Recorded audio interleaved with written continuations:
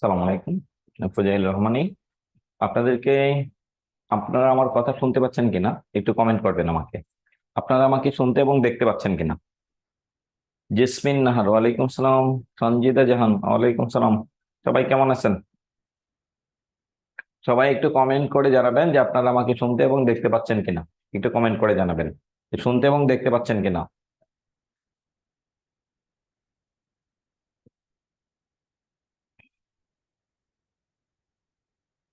সবাই কেমন আছেন? আচ্ছা, আজকের আগে আপনাদেরকে কি কোনো ক্লাস নিয়েছিলাম আমি? আমি ভালো আছি। আমি কি আপনাদের কোনো ক্লাস নিয়েছিলাম আজকের আগে? হ্যাঁ, আলহামদুলিল্লাহ ভালো আছি, ভালো আছি। ওকে, আপনাদেরকে কি কি পড়িয়েছিলাম? আমি কোন কোন টপিকস পড়িয়েছিলাম?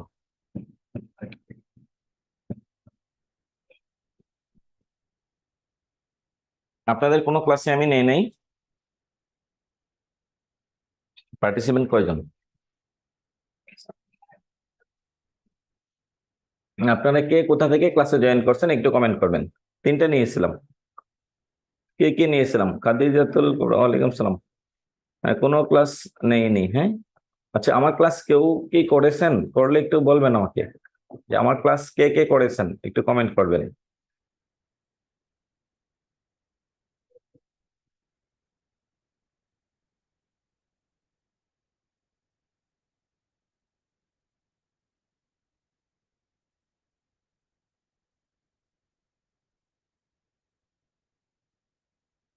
সন্ধিটা নিয়েছিলাম, হুম। ওকে। কারা কারা ক্লাস একেবারে আমার ক্লাস একটাও করেননি একটু কমেন্ট করবেন। খুলনা থেকে, যশোর থেকে আজকে ফার্স্ট করতে আসছেন। ওকে, পাবনা থেকে কে কোথা থেকে ক্লাস করছেন একটু কমেন্ট করতে হবে আমাকে, যেন আমি বুঝতে পারি আপনার বাসা কোথায়, কে কোথা থেকে ক্লাসে জয়েন করেছেন। সন্ধির ক্লাস করেছেন, ওকে। শম্পা, নেত্রকোনা, নেত্রকোনা কোথা থেকে? তাসলিমা বেগম, হয়েছে, ওকে, করেছি। তো বেচ হচ্ছে আপনারা প্রাইমারি বুলেট, মেঘনা 5 ও যমুনা 4, 5, 6। জি, করেছি। তাসলিমা বেগম, একটু বলুন কি বলতে যাচ্ছেন। আসসালামু আলাইকুম। ওয়ালাইকুম সালাম, কেমন আছেন? জি স্যার, ভালো আছি। আপনি ভালো আছেন? হ্যাঁ, আলহামদুলিল্লাহ। কি কি পড়াইছিলাম আপনাদেরকে?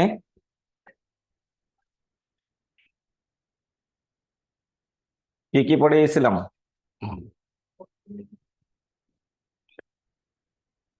ওকে। আমাদের ক্লাস আপনি একদিন নিয়েছিলেন সন্ধি, ওকে। ওকে। এটা পড়াইছিলেন। আচ্ছা।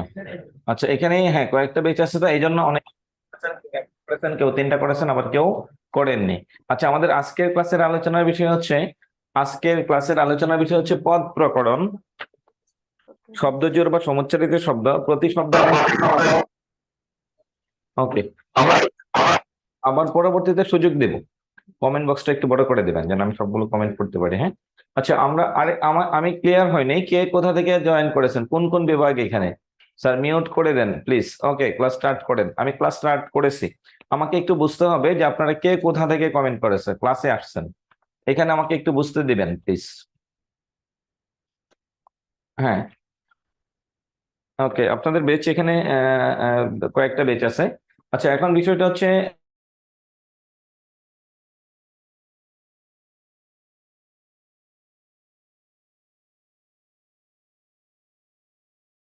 একটু এটা একটু করে দেন, বুটটা ক্লিয়ার করে দেন।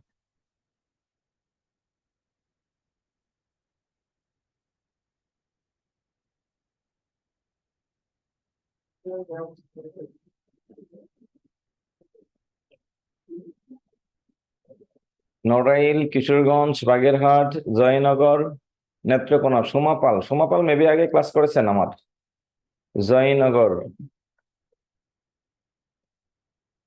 ঝিনাইদহ থেকে, জামালপুর থেকে। স্যার নেট প্রবলেম, ওকে। নেট প্রবলেম বলতে আমরা এটা সমাধান করছি। ও ইয়া করেছেন, ওকে। তাসলিমা বেগম, নেত্রকোনা, পূর্বধলা, জেনেছি। আচ্ছা, তাহলে আমরা আজকে শুরু করবো হচ্ছে শেরপুর থেকে, নওগাঁ থেকে। ওকে, আমার এটাই জানা দরকার ছিল যে কোন কোন বিভাগের ছাত্রছাত্রী আজকে আমাদের ক্লাসে আছেন। আমাদের 4 নম্বর ক্লাসের মূল আলোচনা বিষয় হচ্ছে পদ প্রকরণ থেকে আমরা শুরু করব। মূলত আজকে শুরু করবো আমরা পদ প্রকরণ থেকে। পদ প্রকরণটা আমাদের ক্লাসের মেইন বিষয়। পদ প্রকরণ, পদ মানে কি? ওকে, মনোয়ারা, আপনার ক্লাস খুব ভালো, থ্যাংক ইউ। আচ্ছা, এখন মনোযোগ দিয়ে বাকি অংশ শুনবেন। আজকে আমরা পড়বো হচ্ছে পদ প্রকরণ। পদ প্রকরণ বোঝার জন্য আপনাকে বোর্ড বই সাথে রাখতে হবে। পদ প্রকরণ, এর আগের ক্লাস যারা যারা আমার ক্লাস করেছিলেন, আমি একটা কথা বারবার বলি ক্লাসে, যে আপনাকে বোর্ড বই সাথে রাখতে হবে। কারণ আমরা গত শুক্রবারে, লাস্ট শুক্রবারে, আমি নিজেও বলতে পারছি না। আচ্ছা, আপনাকে দেখা যাচ্ছে না, এখন দেখা যাচ্ছে কিনা একটু বলুন। এখন দেখতে পারার কথা, আমাকে দেখতে এবং শুনতে পাচ্ছেন কিনা? আচ্ছা, এখন আসুন কুষ্টিয়া সদর থেকে। আর যারা নেত্রকোনা থেকে কমেন্ট করছেন, নেত্রকোনা থেকে, ওরা ওরা পরবর্তীতে ক্লাস শেষে আর একটু কথা বলবেন। আমার পোস্টিং হচ্ছে নেত্রকোনা। হ্যাঁ, এখন অল ক্লিয়ার, ওকে। নেত্রকোনা থেকে কে কে আছেন একটু কমেন্ট করেন পরবর্তীতে ক্লাস শেষে। আচ্ছা, এখন আসুন আমরা যাবো হচ্ছে পদ প্রকরণ থেকে। পদ প্রকরণ থেকে চাকরি পরীক্ষায় কি কি প্রশ্ন আসে পদ প্রকরণ থেকে। আচ্ছা, কমেন্ট বক্স বন্ধ করে দেন। হ্যাঁ, এখন আর কমেন্ট বক্সের দিকে আমি যাচ্ছি না। আমাকে দেখতে এবং শুনতে পাচ্ছেন কিনা এতটুকু আগে কনফার্ম করুন, আমাকে দেখতে এবং শুনতে পাচ্ছেন কিনা, দেখতে এবং শুনতে পাচ্ছেন কিনা। ওকে, ওকে, থ্যাংক ইউ।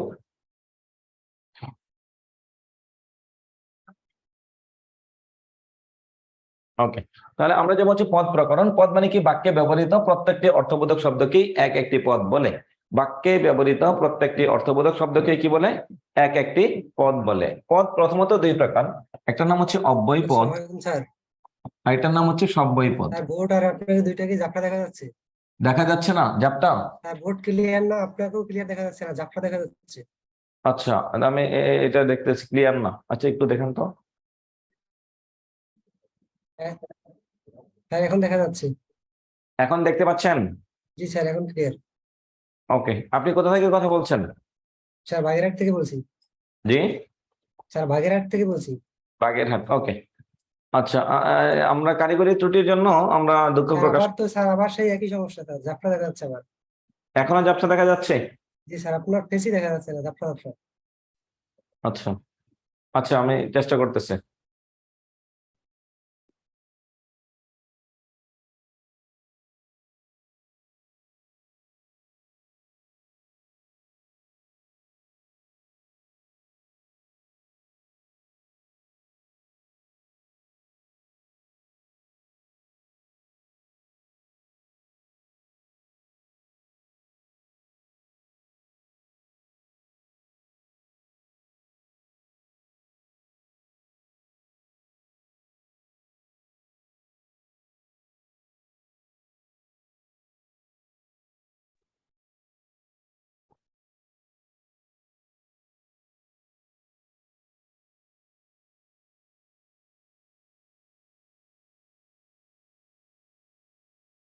স্যার এখন মোটামুটি দেখা যাচ্ছে।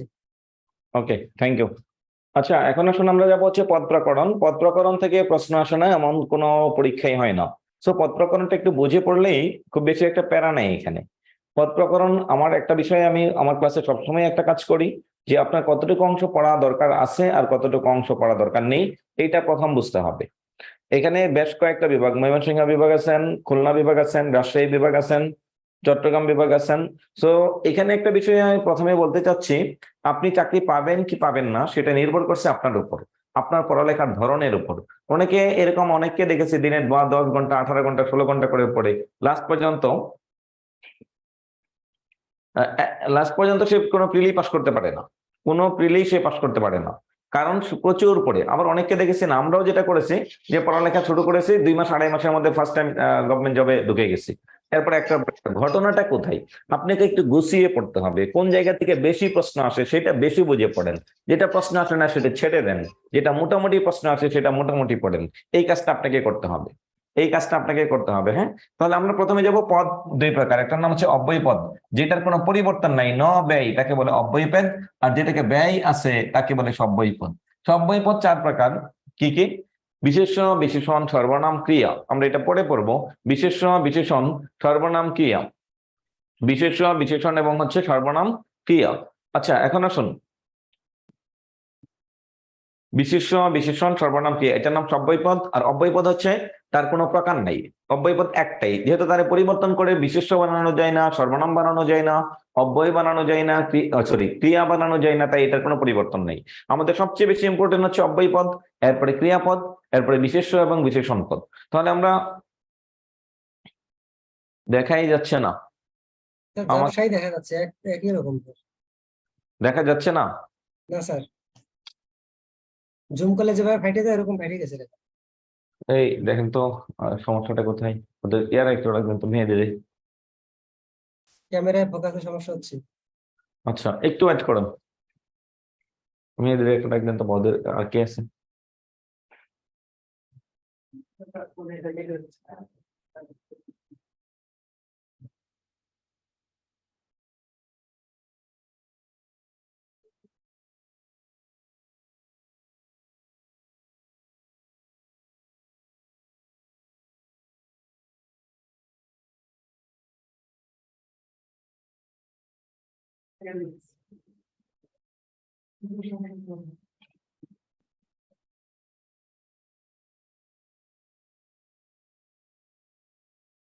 ওকে, এখন আশা করি শুনতে পাচ্ছেন, এখন আশা করি শুনতে এবং দেখতে পাচ্ছেন।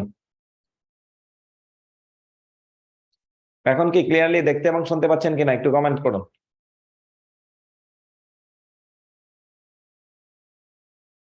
বক্তিয়ার, হাওলাদার, শুনতে পাচ্ছেন? দেখতে পাই, শুনতে পাচ্ছেন কিনা আমাকে? হ্যাঁ, সবার এসএমএস বন্ধ করার চেষ্টা করব, বন্ধ করে দেবো, সব এসএমএস বন্ধ করে দেবো। দেখা যাচ্ছে, শুনতে পাচ্ছেন কিনা এটা বলেন, আমার কণ্ঠ শুনতে পাচ্ছেন কিনা, আপনি আমাকে শুনতে পাচ্ছেন কিনা? তবে স্ক্রিন থেকে কমেন্ট গুলো সরিয়ে দেন। হ্যাঁ, সরিয়ে দিচ্ছি। এখন একটু বলবেন হচ্ছে যে আমাকে শুনতে পাচ্ছেন কিনা। ওকে ওকে, তাহলে আমরা প্রথমে যাব অব্যয় পদ। অব্যয় পদ মানে এমন একটা পদ যেই পদের কোনো পরিবর্তন বা কোনো ব্যয় নাই, তাকে বলে হচ্ছে অব্যয় পদ। এটা একটু বুঝতে হবে। আপনার কাছে 9-10 বোর্ড বই সবার সাথে আছে কিনা এটা একটু আগে কনফার্ম করবেন। যে আপনাকে 9-10 বোর্ড বই নিয়ে বসতে হবে, আমি বই থেকে পড়াবো, আমি বইয়ের বাইরে থেকে পড়াই না। কোনো চাকরি পরীক্ষায় বইয়ের বাইরে থেকে প্রশ্ন আসে না। লাস্ট ফ্রাইডে, গত শুক্রবারে বাংলাদেশ ব্যাংকের একটা পরীক্ষা হয়েছে। ব্যাংকিং সেক্টরের মাদার পয়েন্ট বাংলাদেশ ব্যাংক, তারা যেই কয়টা ব্যাকরণের প্রশ্ন করেছে সবগুলো 9-10 পুরাতন বোর্ড বই থেকে করেছে। 45 বিসিএস, 44 বিসিএস, 43 বিসিএস, 41 বিসিএস, সবগুলো প্রশ্নই পিএসসি 9-10 পুরাতন বই থেকে করেছে। গত বছরের বাংলা ব্যাকরণের প্রাইমারি যত প্রশ্ন আছে 2022 সাল ভিত্তিক সব বোর্ড বই থেকে করেছে। সো আপনি যদি বোর্ড বই না পড়ে থাকেন তাহলে এটা লস, আপনাকে বোর্ড বই পড়তে হবে, আপনাকে বোর্ড বই পড়তে হবে। এবং আমার ক্লাসে আমি বোর্ড বই পড়াবো, আপনি বোর্ড বই ধরবেন। যদি না থাকে তাহলে পরবর্তী ক্লাসে ব্যবস্থা করবেন। আর যারা আগে আমার ক্লাস করেছে আশা করি সবাই বোর্ড বই নিয়ে বসছেন। পুরাতন বই কিনবেন, নতুন বই পড়া দরকার নেই, নতুন বই থেকে কোনো কিছু আসে না, নতুন বই পড়া দরকার নেই। ওকে, যার কাছে বই আছে ওনারা আমার ক্লাসে 80 থেকে 90% বুঝবেন, এখানেই পড়া শেষ হয়ে যাবে। যাদের কাছে বই নেই ওরা সর্বোচ্চ 50% বুঝবেন। সো বাকিদের বোঝাটা কঠিন। লেকচার শিট থেকে হয় না। লেকচার শিট, আমার লেকচার শিট যিনি প্রশ্ন করবে প্রাইমারির ওনার কাছে নাই, ওনার কাছে আমার লেকচার শিট নেই। এটা শুনতে একটু অপ্রিয়, মানে তিক্ত। আমাদের লেকচার শিটও 9-10 বোর্ড বই থেকে করা, কিন্তু যিনি প্রশ্ন করবেন উনি 9-10 বোর্ড বই হাতে নিয়ে প্রশ্ন করবেন, এটা মাথায় রাখবেন। লেকচার শিট আসলে কিছু না। লেকচার শিট আমরা পড়াচ্ছি, আপনি পড়তেছেন, প্রিপারেশন নিচ্ছেন, এইটার জন্য সহায়ক হিসাবে আমরা আপনাদেরকে লেকচার শিট দিয়েছি। লেকচার শিট দিয়েছি এটা এই জন্যে। আচ্ছা, এখন আসুন পদ প্রকরণ। দেখুন অব্যয় পদ 4 প্রকার বোর্ড বইয়ে লেখা আছে। এখন এই 4টা প্রকার আপনাকে বুঝে বুঝে পড়তে হবে যে কোনটা কোন ধরনের অব্যয় পদ, কোনটা কোন ধরনের অব্যয় পদ। সমুচ্চয়ী অব্যয় সংজ্ঞাটা কি? সমুচ্চয়ী অব্যয় এমন একটা অব্যয় যে দুটা বাক্যের মাঝে বসবে, অথবা বাক্যস্থিত দুইটা পদের মাঝে বসবে, দুইটা বাক্যের মাঝে বসবে অথবা বাক্যস্থিত দুইটা পদের মাঝে বসবে। যাদের নেটওয়ার্কে প্রবলেম, দেখা যাচ্ছে না বা আটকে যাচ্ছে, একটু কষ্ট করে একটু লিভ নেবেন আবার ঢুকবেন। আচ্ছা, যদি সবারই প্রবলেম হয় তাহলে কমেন্ট করবেন। তাহলে দেখুন সমুচ্চয়ী অব্যয়ের কাজ কি। সমুচ্চয়ী অব্যয় এমন একটা অব্যয় 3 ধরনের কাজ করবে বাক্যের মধ্যে। কি কি কাজ করে? সংযোজনের কাজ করে, বিয়োজনের কাজ করে, সংকোচনের কাজ করে। সংযোজন, বিয়োজন, সংকোচন 3টা কাজ করে, তাকে কি বলে? সমুচ্চয়ী অব্যয় বলে। সমুচ্চয়ী অব্যয়ের সংজ্ঞার মধ্যে লেখা আছে যে অব্যয়, আপনাদের শীটের মধ্যে লেখা আছে এটাই, যে অব্যয় দুটি বাক্যস্থিত দুটি পদের মাঝে বসে অথবা দুটা বাক্যের মাঝে বসে কি করে? ক্লিয়ার না? নেট প্রবলেম নাই? সাউন্ড বাড়িয়ে দেন স্যার। ওকে, সাউন্ড বাড়ানোর চেষ্টা, সাউন্ডটা একটু বাড়িয়ে দেন। আচ্ছা, তাহলে এমন একটা অব্যয় যে কি করে দুটা বাক্যের মাঝে বসে অথবা বাক্যস্থিত দুটা পদের মাঝে বসে, মানে সে ভীতু, ভয় পায়, সে খুব ভয় পায়, এমন একটা অব্যয় কি করবে? দুটা বাক্যের মাঝখানে বলবে, তার নামই সমুচ্চয়ী। 3টা কাজ করবে, 3টা কাজও কিন্তু বুঝতে হবে কি কি কাজ করবে। কি কি কাজ করবে? এক, দুইটা বাক্যের মধ্যে কি করবে?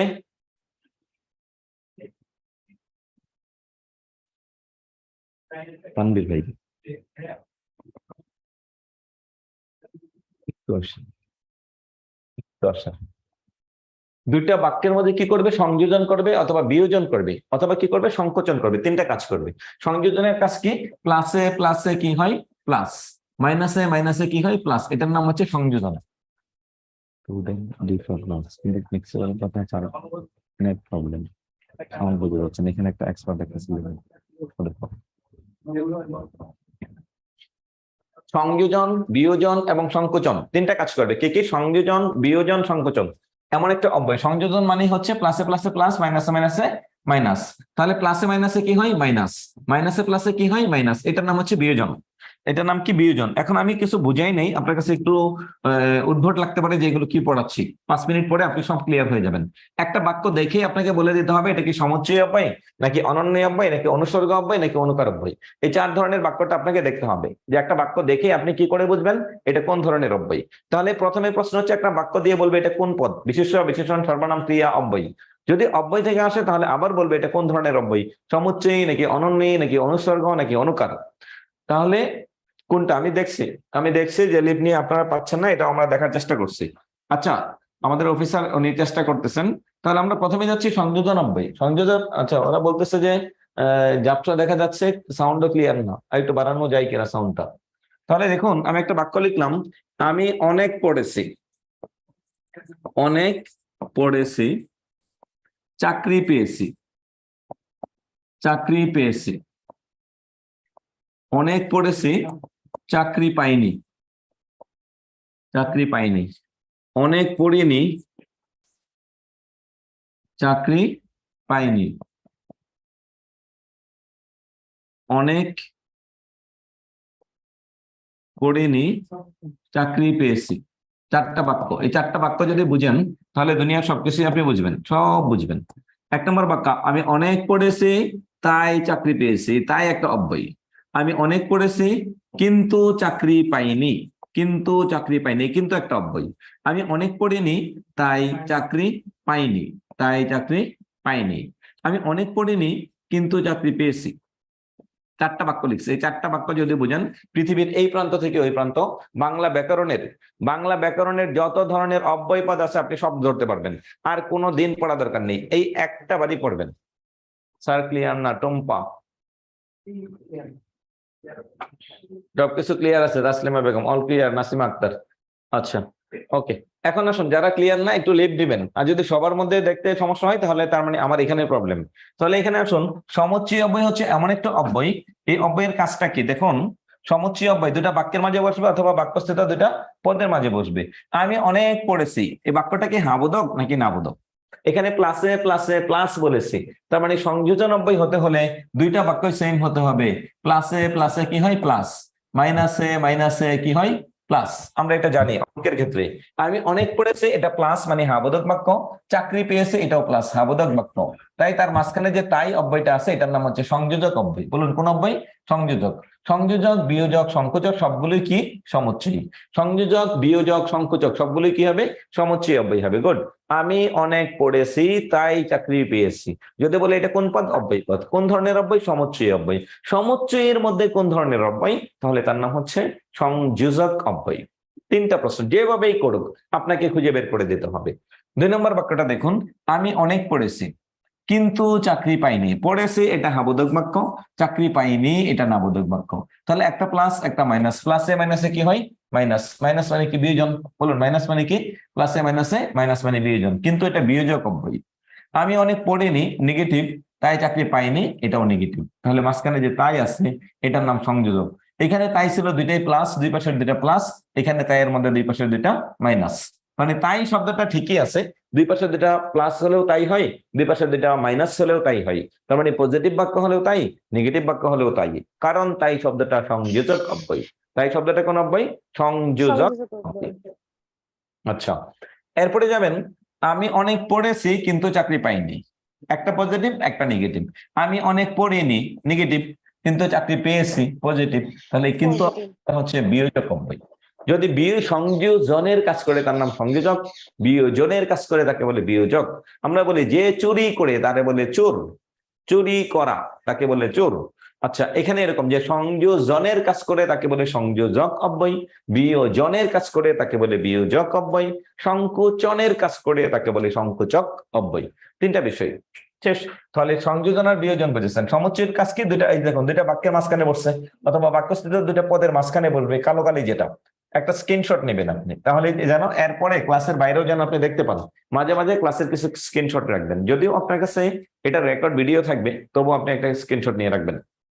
ওকে, এখানে দেখুন, এখানে বিষয়টা হচ্ছে সমুচ্চয় অব্যয় তিন ধরনের হয়। তাহলে সংকোচন কি? সংকোচক অব্যয় আর বিয়োজক অব্যয় দুটাই same, plus minus, minus plus.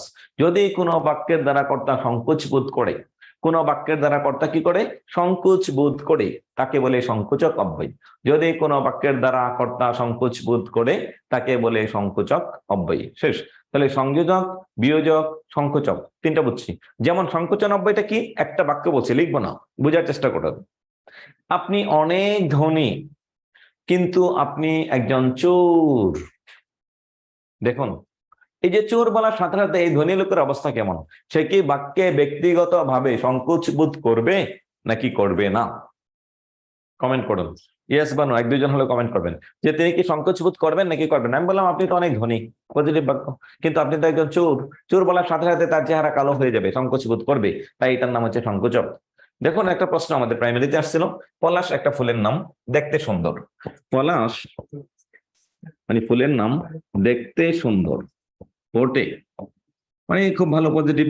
বটে মানে এই যে এটা হচ্ছে অব্যয়, গন্ধহীন। পলাশ ফুলটা হচ্ছে রক্তিম, লাল রঙের মতো, রক্তের মতো লাল, কিন্তু তার কোনো গন্ধ নাই। ফুলের বৈশিষ্ট্য হচ্ছে গন্ধ থাকতে হবে, কিন্তু পলাশের বৈশিষ্ট্য কি? এখানে গন্ধ নাই, তাহলে এটাকে বলে হচ্ছে সংকোচক অব্যয়, সেইখানে সংকোচ বোধ করবে। আচ্ছা, সংকোচক অব্যয়টার মধ্যে কি হবে? সংকোচ বোধ করবে। তাহলে মূল বিষয়টা হচ্ছে কি আপনার, সংকোচক, বিয়োজক, সংকোচক তিনটাই হচ্ছে কি? সমুচ্চয় অব্যয়। সমুচ্চয় মানে দুটা বাক্যের মাঝে বসবে, কি করবে? কখনো সংযোজন করবে, কখনো বিয়োজন করবে, কখনো সংকোচন করবে। তাহলে এখানে সংকোচন, বিয়োজন, সংকোচন, সংযোজন একই জিনিস। সংযোজক অব্যয়ের কাজ কি? ওই যে প্লাসে প্লাসে প্লাস, মানে দুইটা পজিটিভ বাক্যের মাঝখানে যে অব্যয় আসবে তার নাম সংযোজক, দুটা নেগেটিভ বাক্যের মাঝখানে যে অব্যয় আসবে তার নাম হচ্ছে বিয়োজক।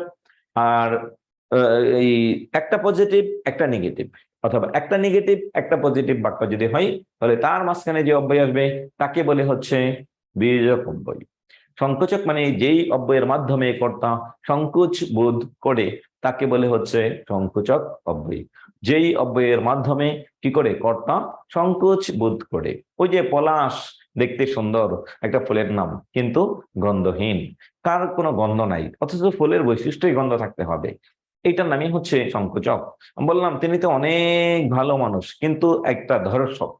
এই যে ধর্ষক বলার সাথে সাথে রেপিস্ট, তার চেহারা কালো হয়ে যাবে, সে সংকোচ বোধ করবে। এই বিয়োজক আর সংকোচক সেম, যদি কখনো সংকোচক পরীক্ষায় আসে তখন অপশনে বিয়োজক থাকে না। আশা করি বুঝতে পেরেছেন, আশা করি বুঝতে পেরেছেন। তাহলে সমুচ্চয় অব্যয় কয় ভাবে হয়? চার ভাবে হয়। কি কি?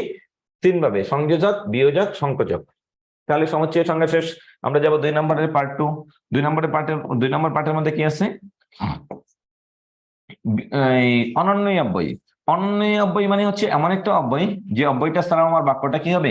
স্বাধীন হবে। অনন্যই অব্যয় হচ্ছে এমন একটা অব্যয় যে অব্যয়টা ছাড়াও কি হবে? আমার পুরো বাক্যটাই স্বাধীন, তাকে বলে হচ্ছে অনন্যই অব্যয়। অন্যয় শব্দের অর্থ হচ্ছে অলংকরণ। বলে অন্যয় শব্দের অর্থ কি?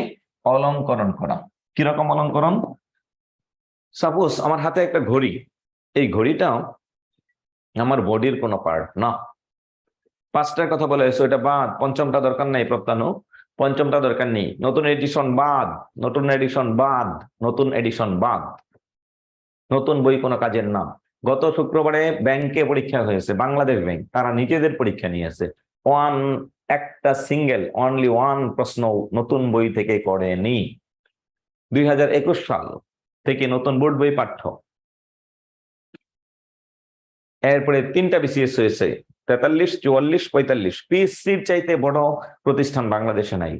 Public service commission, public service commission. আমরা সিভিল সার্ভিসে জব করি, আমরা তো বুঝি যে পাবলিক সার্ভিস কমিশন একমাত্র সাংবিধানিক প্রতিষ্ঠানের কাজই মানুষকে সরকারি চাকরি দেওয়া।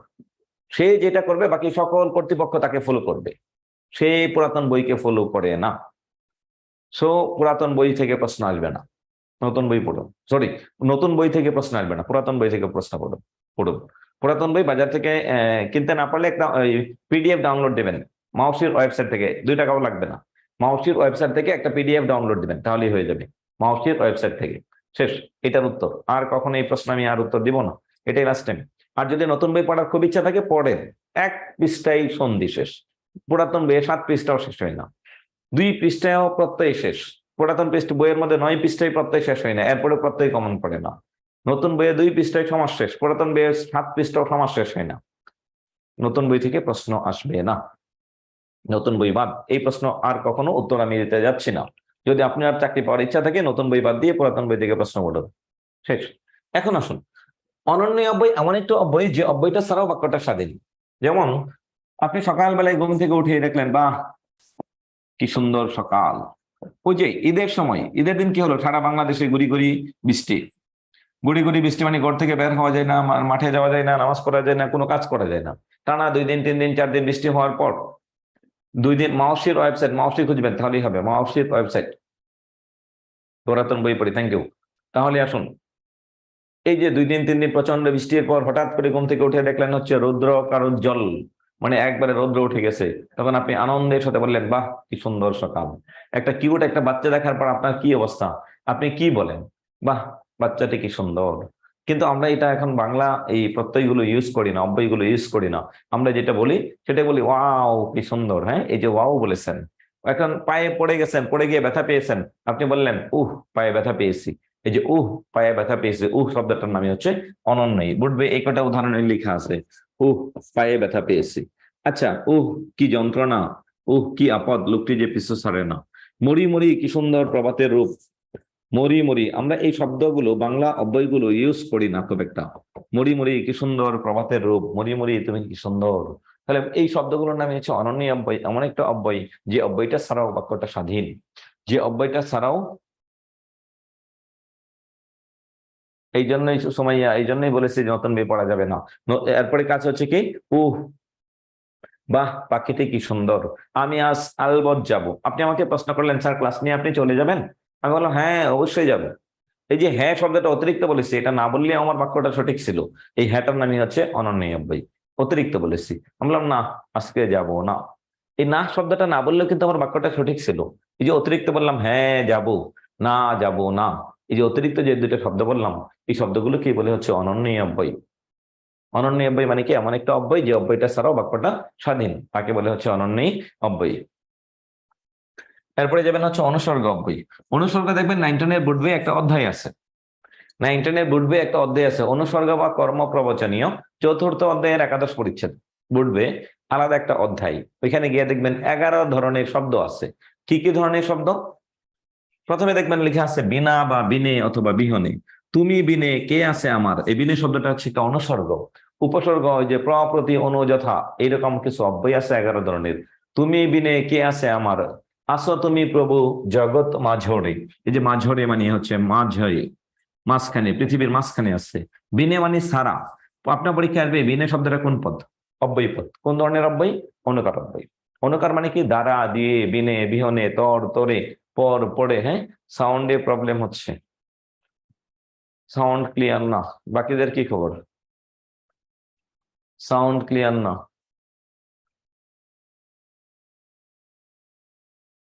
আপনাকে স্যার বলেছিল তাই পড়েন, সমস্যা নেই, কিন্তু আপনার পুরাতনটা পড়েন, পারলে 2টাই পড়েন। আচ্ছা, এরপরে আসুন, হচ্ছে তোমার তরে এসেছে, জন্মের তরে বিদায় নিলাম। জন্মের তরে, তরে শব্দের অর্থ হচ্ছে মত। যেমনি করে পৃথিবীতে জন্ম নিয়েছিলাম, আজকে তেমন করে আমি বিদায় নিলাম। ওকে, এইটাই হচ্ছে মূল বিষয়, এটাই হচ্ছে মূল বিষয়। মূল বিষয়টা কি? এই যে শব্দগুলো বিনা, বিনে, বিহনে, তর, তরে, পর, পড়ে, মাঝে, মাঝরে, এই ধরনের 11 ধরনের শব্দ আছে আপনার বোর্ডে। এই শব্দগুলো 2 বা 3 বার রিডিং করবেন। যদি বলে কোন ধরনের অব্যয়, তাহলে তার নাম হচ্ছে অনুসর্গ অব্যয়। যদি বলে কোন ধরনের অব্যয়, তাহলে তার নাম হচ্ছে অনুসর্গ অব্যয়। অনুকার অব্যয়, অনুকার অব্যয় আপনারা দ্বিরুক্তের ক্লাসে মেবি পড়েছেন। দ্বিরুক্ত আপনারা অনেকগুলো বেচ, যার কারণে সবগুলোকে আমি এখানে পড়াইনি। শব্দ পরিষ্কার শোনা যাচ্ছে? ওকে। আচ্ছা, যদি ম্যাক্সিমাম শোনা যায়, 2-1 জন শোনা না যায়, তাহলে এটা আপনাদের প্রবলেম। আর যদি সবাই শুনতে না পান, তাহলে আমাদের স্টুডিওতে প্রবলেম। হ্যাঁ, 2-1 জন, কারণ আপনারা তো দেখলাম যে বাংলাদেশের এক একজন এক এক প্রান্ত থেকে, সাতক্ষীরা সীমান্তবর্তী, রাজশাহী সীমান্তবর্তী, জয়পুরহাট সীমান্তবর্তী, নেত্রকোনা সীমান্তবর্তী, ময়মনসিংহ সীমান্তবর্তী, জামালপুরের দেওয়ানগঞ্জ একজন বলছেন সীমান্তবর্তী। সো সকল অঞ্চলে নেট এক ধরনের না। যদি এখন আমি বলতে যাই আমার পোস্টিং হচ্ছে নেত্রকোনা জেলা, রাত 9টার পরে আমার বাসার মধ্যে নেট পাওয়া যায় না, 10টার পরে তো আরো পাওয়া যায় না, ফোনে নেট নেই, মানে ফোনে কথা বলবো এই নেটও পাওয়া যায় না নেত্রকোনা শহরে, এটা একটা সীমান্তবর্তী জেলা। আচ্ছা, এই জন্য বললাম যে সব জায়গায় একরকম নেট পাওয়াটা কঠিন। ওকে, এখন আসুন তাহলে আমার অব্যয়পদ শেষ। অব্যয়পদ মানে এমন একটা পদ যাকে ভাঙলে বা বিশ্লেষণ করা যাবে না, যাকে ভাঙাও যাবে না, যাকে বিশ্লেষণও করা যাবে না, তাকে বলে হচ্ছে অব্যয়পদ। অব্যয়পদ 4 প্রকার: 1 সমুচ্চয় অব্যয়, 2 অনন্য অব্যয়, 3 অনুসর্গ অব্যয়, 4 অনুকার অব্যয়। সমুচ্চয় অব্যয় মানে এটা কি?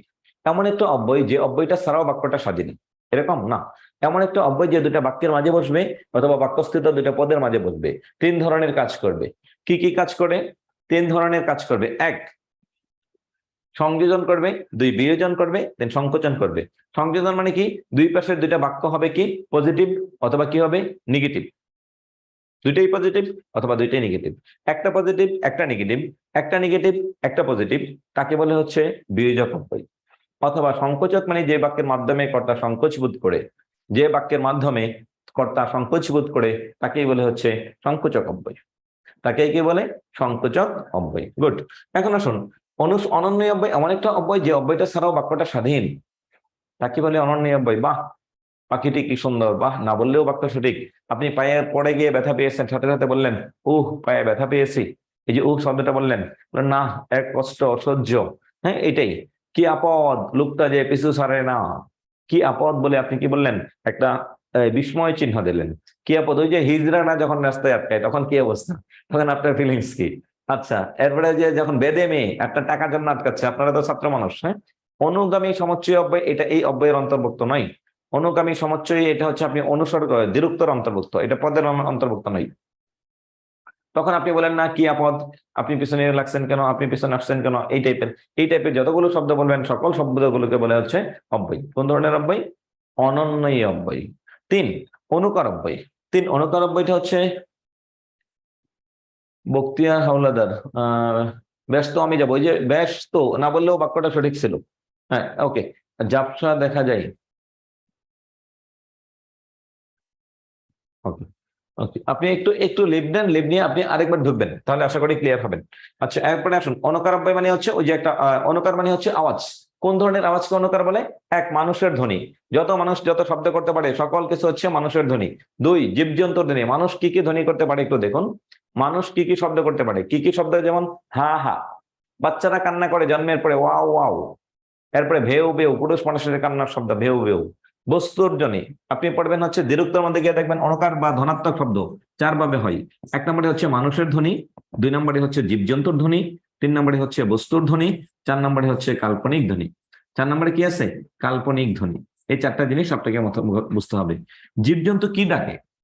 কাকের ডাক কি কা কা, কুকেল ডাকে কুহু কুহু, ব্যাং ডাকে হচ্ছে মক মক।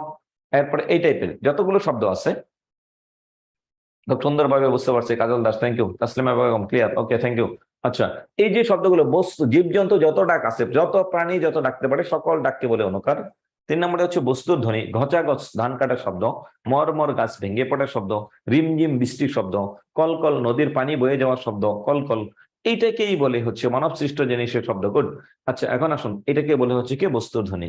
অপশন 4 কাল্পনিক ধ্বনি, যেটা আমরা কি দেখতেও পাই না, শুনতেও পাই না, আমরা কল্পনা করে নিই। আমি বললাম মাথাটা ব্যথায় কুটকুট করে কামড়াচ্ছে, এই যে বললাম কুটকুট, কখনো কি এরকম শুনেছেন যে মাথা ব্যথা হলে কুটকুট করে শব্দ করে, যে মাথার ভিতরে কোট কোট কোট কোট শব্দ হচ্ছে?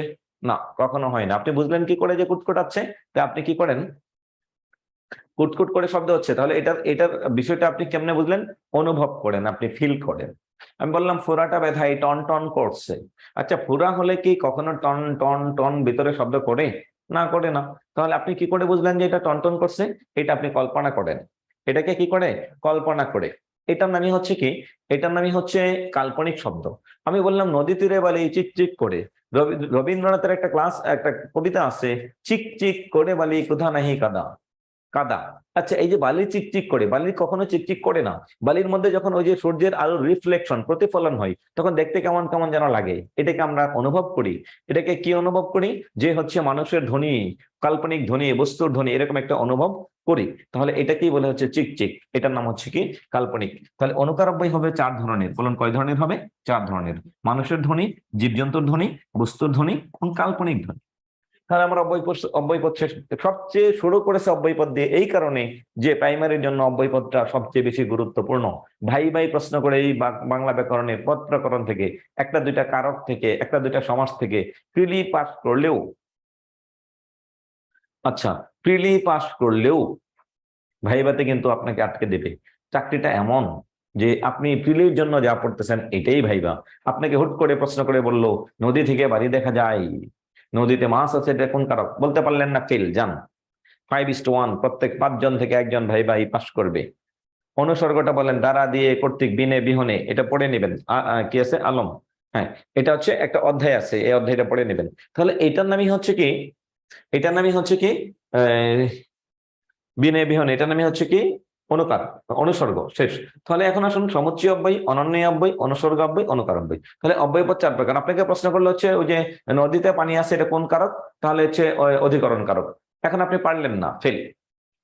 পারলেন না, ফেল। তার মানে যখন আপনি প্রিলি পাস করার পর 5:1 ভাইবার সিস্টেম, মানে একদিনে 20 জনে ভাইবা দিবে, 4 জন চাকরি পাবে, বাকি 16 জন বস্তায় হাতের মধ্যে জিরো ফলাফল নিয়ে আসবে। এটা মাথায় রাখবেন। আপনি চাকরিতে শেষ পর্যন্ত ফাইনালি আপনি বিজয়ী হওয়ার জন্য আপনি আজকে বিদ্যাবাড়িতে। এই জন্য আমরা চাই যেন আপনি, হ্যাঁ, ক্লাসটা ক্লিয়ার পাবেন। ওকে, ক্লাসটা অবশ্যই ক্লিয়ার পাবেন। তাহলে এই জন্য আমরা চাই আপনি রেকর্ড ক্লাসটা অবশ্যই ক্লিয়ার পাবেন। আপনি পরবর্তীতে আবার টেনে টেনে দেখবেন, যেটা 2বার 3বার দেখতে হয় 3বার দেখবেন, সমস্যা নেই। আচ্ছা, এই জন্য বলবো যে হচ্ছে আপনি যা পড়বেন বুঝে বুঝে পড়েন, যেন ভাই ভাই বাদ না পড়েন। রিলি পাস মার্ক 2 কম থাকলেও ভাইবা ভালো হলে 2-3 মার্ক উঠবে। তো এই জন্য ভালো করে বুঝে পড়ুন। এখন আসুন, অব্যয়পদ শেষ। এরপরে অব্যয়ের পদে যাবো কি? সর্বপ্রথমে অব্যয় দিয়ে শুরু করলাম, এই একটা কারণে অব্যয় দিয়ে শুরু করলাম যে অব্যয়টা সবচেয়ে বেশি ইম্পর্টেন্ট, এই জন্য অব্যয় দিয়ে শুরু করলাম। আশা করি সবাই ক্লিয়ার হয়েছেন। কমেন্ট করুন প্লিজ। অব্যয় শেষ, মুছে দিচ্ছি। যদি বেশি প্রয়োজন পড়ে তাহলে একটা ইয়া করে নেবেন, আমি সফল হবে ইনশাল্লাহ। ইনশাল্লাহ আল্লাহর উপর ভরসা করে আপনারা পড়ালেখা করে যান। সবুজ, অসাধারণ ক্লাস, থ্যাংক ইউ। এখন আপনার কাছে হচ্ছে একটা স্ক্রিনশট নিয়ে নেবেন। আমি তো মুছে ফেলবো, আমার মনে থাকবে না, তাহলে আপনাকে একটা স্ক্রিনশট নিয়ে রাখতে হবে। এরপরে সবচেয়ে বেশি ইম্পর্টেন্ট হচ্ছে ক্রিয়াপদ। এরপরে সবচেয়ে বেশি ইম্পর্টেন্ট হচ্ছে ক্রিয়াপদ। ক্রিয়াপদ প্রথমত 2 প্রকার। কি কি? সমাপিকা ক্রিয়া, অসমাপিকা ক্রিয়া। কিন্তু আমার চাকরি পরীক্ষায় এগুলো আসবে না, আমি তো মুছে দেবো, জাস্ট বোঝানোর জন্য আমি বলছি। সমাপিকা ক্রিয়া, অসমাপিকা ক্রিয়া। আমি বললাম ছেলেরা শুয়ে পড়লো, ছেলেরা শুয়ে পড়লো। তাহলে এই যে ছেলেরা শুয়ে, এটা কোন ধরনের ক্রিয়া? কমেন্ট করবেন। এটা কোন ধরনের ক্রিয়া? পড়াটা বলবেন। অনুকার বস্তুর পদটা কি? ওকে ওকে, ছেলেরা শুয়ে পড়লো। অসমাপিকা কেন? আমি যদি বলি ছেলেরা শুয়ে, আমার বাক্য সমাপ্ত হচ্ছে না এই ক্রিয়া দিয়া, তাহলে এটাকে বলে অসমাপিকা ক্রিয়া। এটাকে কি বলে? অসমাপিকা ক্রিয়া। খুব ভালো, বুঝেছি, থ্যাংক ইউ। বুঝতে হবে দাদা, বুঝতে হবে। আচ্ছা, এখন যখনই আমি বলবো পড়লো, তখনই তার নাম হচ্ছে সমাপিকা। 2টা ক্রিয়া লিখছে, একটা শোয়া, একটা পড়া। তাহলে এটা দ্বারা বাক্য শেষ হয়েছে, এটার নাম সমাপিকা। এটার দ্বারা বাক্য শেষ হয় নাই, এটার নাম অসমাপিকা। এত শর্টকাট প্রশ্ন, এত নর্মাল প্রশ্ন কোনোদিন আসবে না। তাহলে পরীক্ষায় কি আসবে আমরা এটা দেখবো। তাহলে পরীক্ষায় আসছেটা কি এটা আমরা একটু দেখবো। ক্রিয়াপদের থেকে কি প্রশ্ন আসে? ক্রিয়াপদের প্রশ্নগুলো আসবে। ক্রিয়াপদ 8 প্রকারের। ইংরেজি ক্রিয়ার সাথে বাংলা ক্রিয়ার কিন্তু কোনো মিল নাই। ইংরেজি প্রশ্নের সাথে বাংলা ব্যাকরণের মিল নেই। কিছু মিল আছে, কিন্তু প্রশ্নের মানে পরীক্ষায় আসার দিক থেকে মিল নেই। এখন আমরা যাব কর্মের উপর ভিত্তি করে ক্রিয়া 4 প্রকার, টোটাল ক্রিয়া 8 প্রকার। আমরা শুধু সমাপিকা ক্রিয়াতে যাচ্ছি। কর্মের উপর ভিত্তি করে ক্রিয়াপদ কত প্রকার? 4 প্রকার। 1, সকর্মক ক্রিয়া। আপনাকে ক্রিয়াপদটা খুঁজে বের করতে হবে। সকর্মক ক্রিয়া, অকর্মক ক্রিয়া, বিকর্মক ক্রিয়া।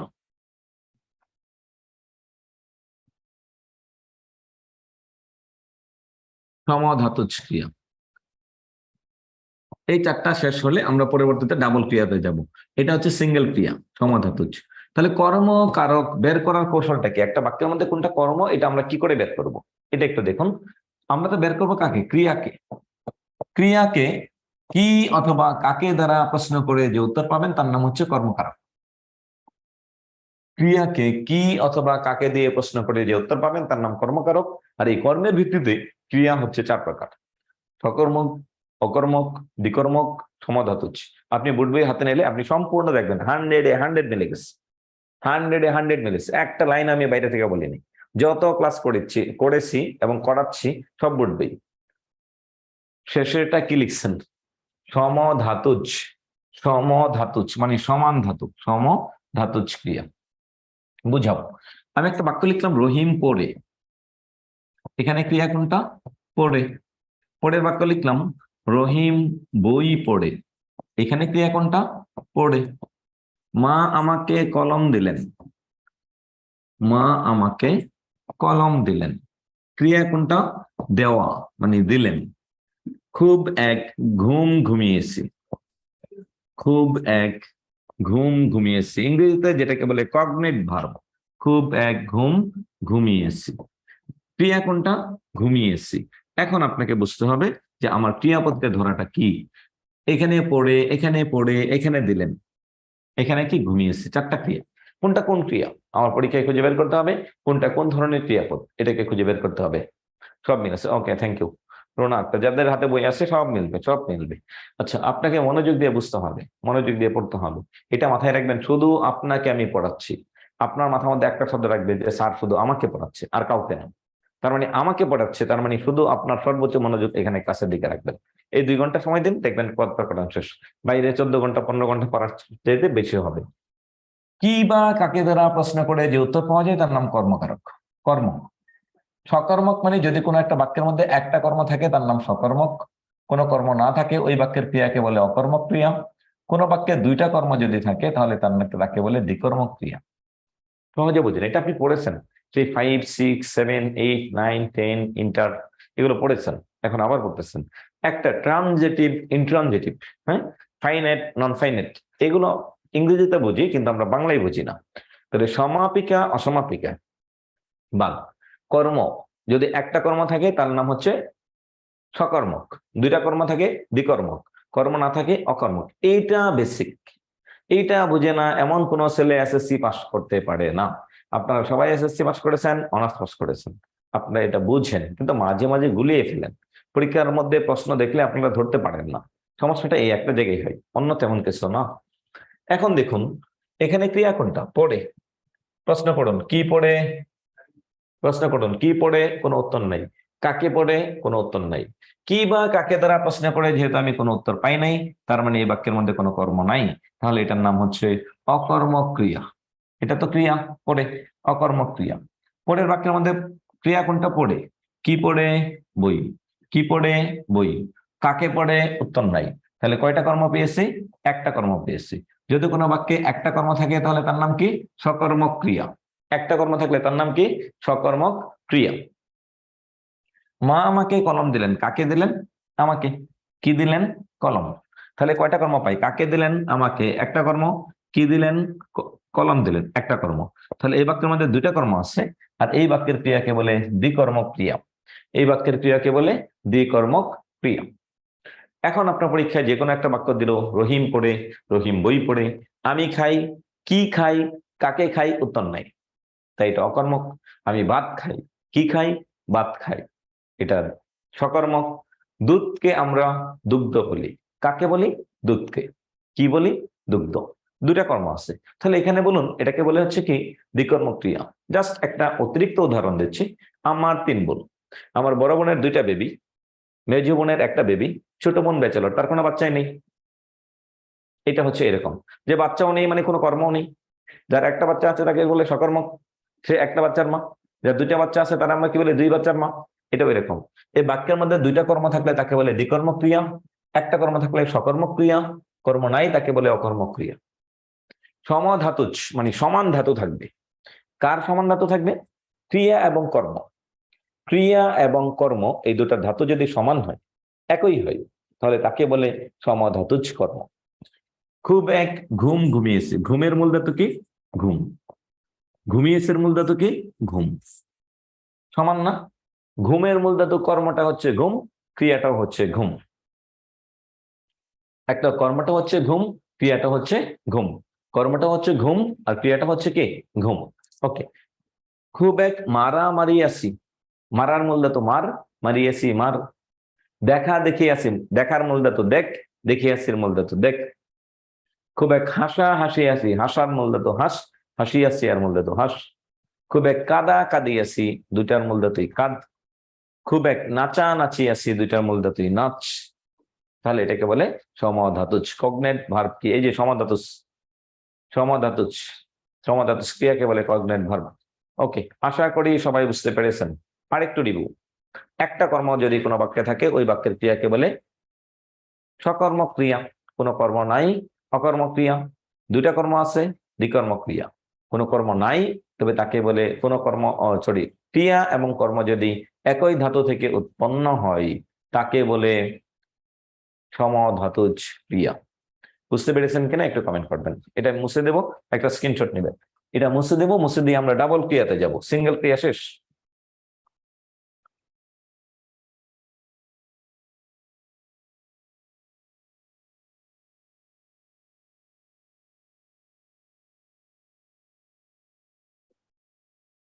এখানে স্টুডেন্ট 200+, কমেন্ট তিনজন করলে তো আমি বুঝবো কি করে? আপনাকে একটু কমেন্ট করতে হবে, একটু কমেন্ট করতে হবে।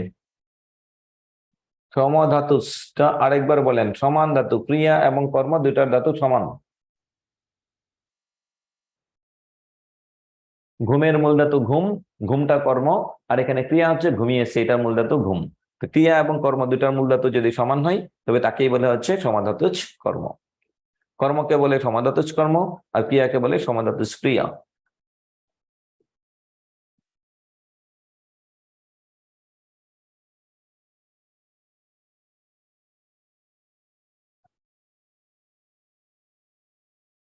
একটা সমাধাতুজ কর্ম, আরেকটাকে বলি সমাধাতুজ ক্রিয়া। Thank you. এরপরে যাব ডাবল। আমরা 4টা পড়েছি, কর্মের ভিত্তিতে ক্রিয়া, কর্মের ভিত্তিতে ক্রিয়া, এই দিক থেকে 4 প্রকার পড়েছি। এখন আমরা যাব হচ্ছে ডাবল ক্রিয়া। 1 নম্বরে যাব যৌগিক ক্রিয়া। বোর্ড বই বের করে রাখুন। যৌগিক ক্রিয়া, মিশ্র ক্রিয়া, মিশ্র ক্রিয়া, নাম ধাতুর ক্রিয়া, নাম ধাতুর ক্রিয়া, প্রযোজক ক্রিয়া। বোর্ড বইয়ে এর বাইরে কোনো ক্রিয়াপদ নাই। বোর্ড বইয়ে এর বাইরে কোনো ক্রিয়াপদ নাই। যদি বুঝেন তাহলে ক্লিয়ার, না বুঝলে মহাবিপদ। প্রশ্ন কোথা থেকে আসবে আমি জানি না, আমি জানি ক্রিয়াপদ থেকে প্রশ্ন আসবে। আমি জানি শুধু ক্রিয়াপদ থেকে প্রশ্ন আসবে, কোথা থেকে আসবে আমি জানি না। এখন একটু স্যার ক্লিয়ার, পরেরটাতে যান। ওকে, থ্যাংক ইউ। আচ্ছা, এখন আপনাকে একটু দেখুন যৌগিক ক্রিয়া। যৌগিক মানে কি? যাকে ভাঙলে দুইটা জিনিস পাওয়া যায়। মৌলিক মানে ভাঙা যায় না, মৌলিকের বিপরীত হচ্ছে যৌগিক, যাকে ভাঙা যায়। যদি ভাঙি তাহলে কয়টা ক্রিয়া পাওয়া যাবে? 2টা। তাহলে তাকে বলে হচ্ছে যৌগিক ক্রিয়া। যদি 2টা ক্রিয়া পাই, তবে তাকে কি বলে? যৌগিক ক্রিয়া বলে। বোর্ড বই খেয়াল করবেন, জাস্ট 4 থেকে 5টা উদাহরণ আছে। এই 4 থেকে 5টা উদাহরণ যদি আপনি বুঝেন, তাহলে এই 4 থেকে 5টা উদাহরণ বুঝলেই দুনিয়াটা ক্লিয়ার। যত প্রশ্ন আসুক না কেন, যেখান থেকে প্রশ্ন আসুক না কেন, যেভাবে ঘুরিয়ে প্রশ্ন আসুক না কেন, আপনি উত্তর দিয়ে আসবেন, আপনি উত্তর দিয়ে আসবেন। আমরা এটাই করতাম, যে যখন পড়তাম বেসিকটা কি এটা মাথায় ঢোকাতে হবে, প্র্যাকটিসটাকে কিভাবে আসে এটা দেখতে হবে, এরপরে কোন জায়গা থেকে প্রশ্ন আসবে এটা আমার দেখা দরকার নেই। পরীক্ষার হলে যাবেন, অপশন যেটা দেখবেন, ঠান্ডা মাথায় বুঝবেন জীবনে কি পড়েছিলেন। সেটাই। ধাতু কি? ধাতু মানে ক্রিয়াপদের মূল। এখন আসুন যৌগিক ক্রিয়া। ঘটনাটা শুনে রাখো। আরেকটা জিনিস মাথায় রাখবেন, আমার জানা মতে এই পর্যন্ত কোনোদিন কোনো চাকরি পরীক্ষায় ক্রিয়াপদ থেকে বোর্ড বইয়ের বাইরের প্রশ্ন আসে নাই, কোনো প্রশ্ন আসেনি। তার মানে বোর্ড বই থেকে প্রশ্ন হবে। আপনি 9 10 বোর্ড বইয়ের উপর আস্থা রাখুন। যে বইকে কেন্দ্র করে পিএসসি প্রশ্ন করে, সিভিল সার্ভিস যতগুলো বিসিএস দিয়েছি সব এই বই থেকে প্রশ্ন করেছে। এখন সিভিল সার্ভিসের যিনি প্রধান চেয়ারম্যান সোহরাব হোসেন স্যার, উনি আমাদের ঢাকা বিশ্ববিদ্যালয়ের বাংলা ডিপার্টমেন্টের স্টুডেন্ট। উনি বাংলা কম বুঝে না, ওনারা যখন প্রশ্ন করে এই বই থেকেই প্রশ্ন করে। আমাদের বিদ্যাবাড়ির লেকচার শিট এই বই থেকেই করেছে, যেন আপনার প্রশ্নটা কমন পান, যেন এই আদলেই প্রশ্ন করবে। এই জন্য বলবো শুধু বুঝে বুঝে পড়বেন। আর আপনার ক্লাসের সামনে যাদের সামনে বই আছে তারা তারা খুব সহজে বুঝতে পারবেন। পরীক্ষায় সঠিক উত্তর করতে পারলে আলহামদুলিল্লাহ, চেষ্টা করবেন, ইনশাল্লাহ পেরে যাবেন। ঘটনাটা শুনে রাখো। দেখুন বইয়ে প্রথম উদাহরণ লেখা কি আছে? ঘটনাটা শুনে রাখো। শোনা একটা কাজ, রাখা একটা কাজ। যৌগিক মানে যুগ্ম, যাকে বাংলায় 2টা ক্রিয়া পাওয়া যায় তাকে বলে যৌগিক ক্রিয়া। শোনা একটা ক্রিয়া, রাখা একটা ক্রিয়া। পাশাপাশি দুটি ক্রিয়া যদি থাকে তাহলে তার নাম যৌগিক ক্রিয়া। এখন দেখুন, আমরা আমাদের স্বাভাবিক জীবনে একটা ছেলে একটা মেয়ে যখন বিয়ে করে দাম্পত্য জীবন শত অভিযোগ অনুযোগের মধ্যেও কাটিয়ে দিচ্ছে, কারণ দুইজন দুই ধরনের, ছেলেটার বৈশিষ্ট্য এক ধরনের, মেয়েটার বৈশিষ্ট্য এক ধরনের। এখন দুইটা ছেলে যদি বিয়ে করে অথবা দুইটা মেয়ে যদি বিয়ে করে কখনোই সংসার টিকাইতে পারবে না, দুইটাই সমান হয়ে যাচ্ছে।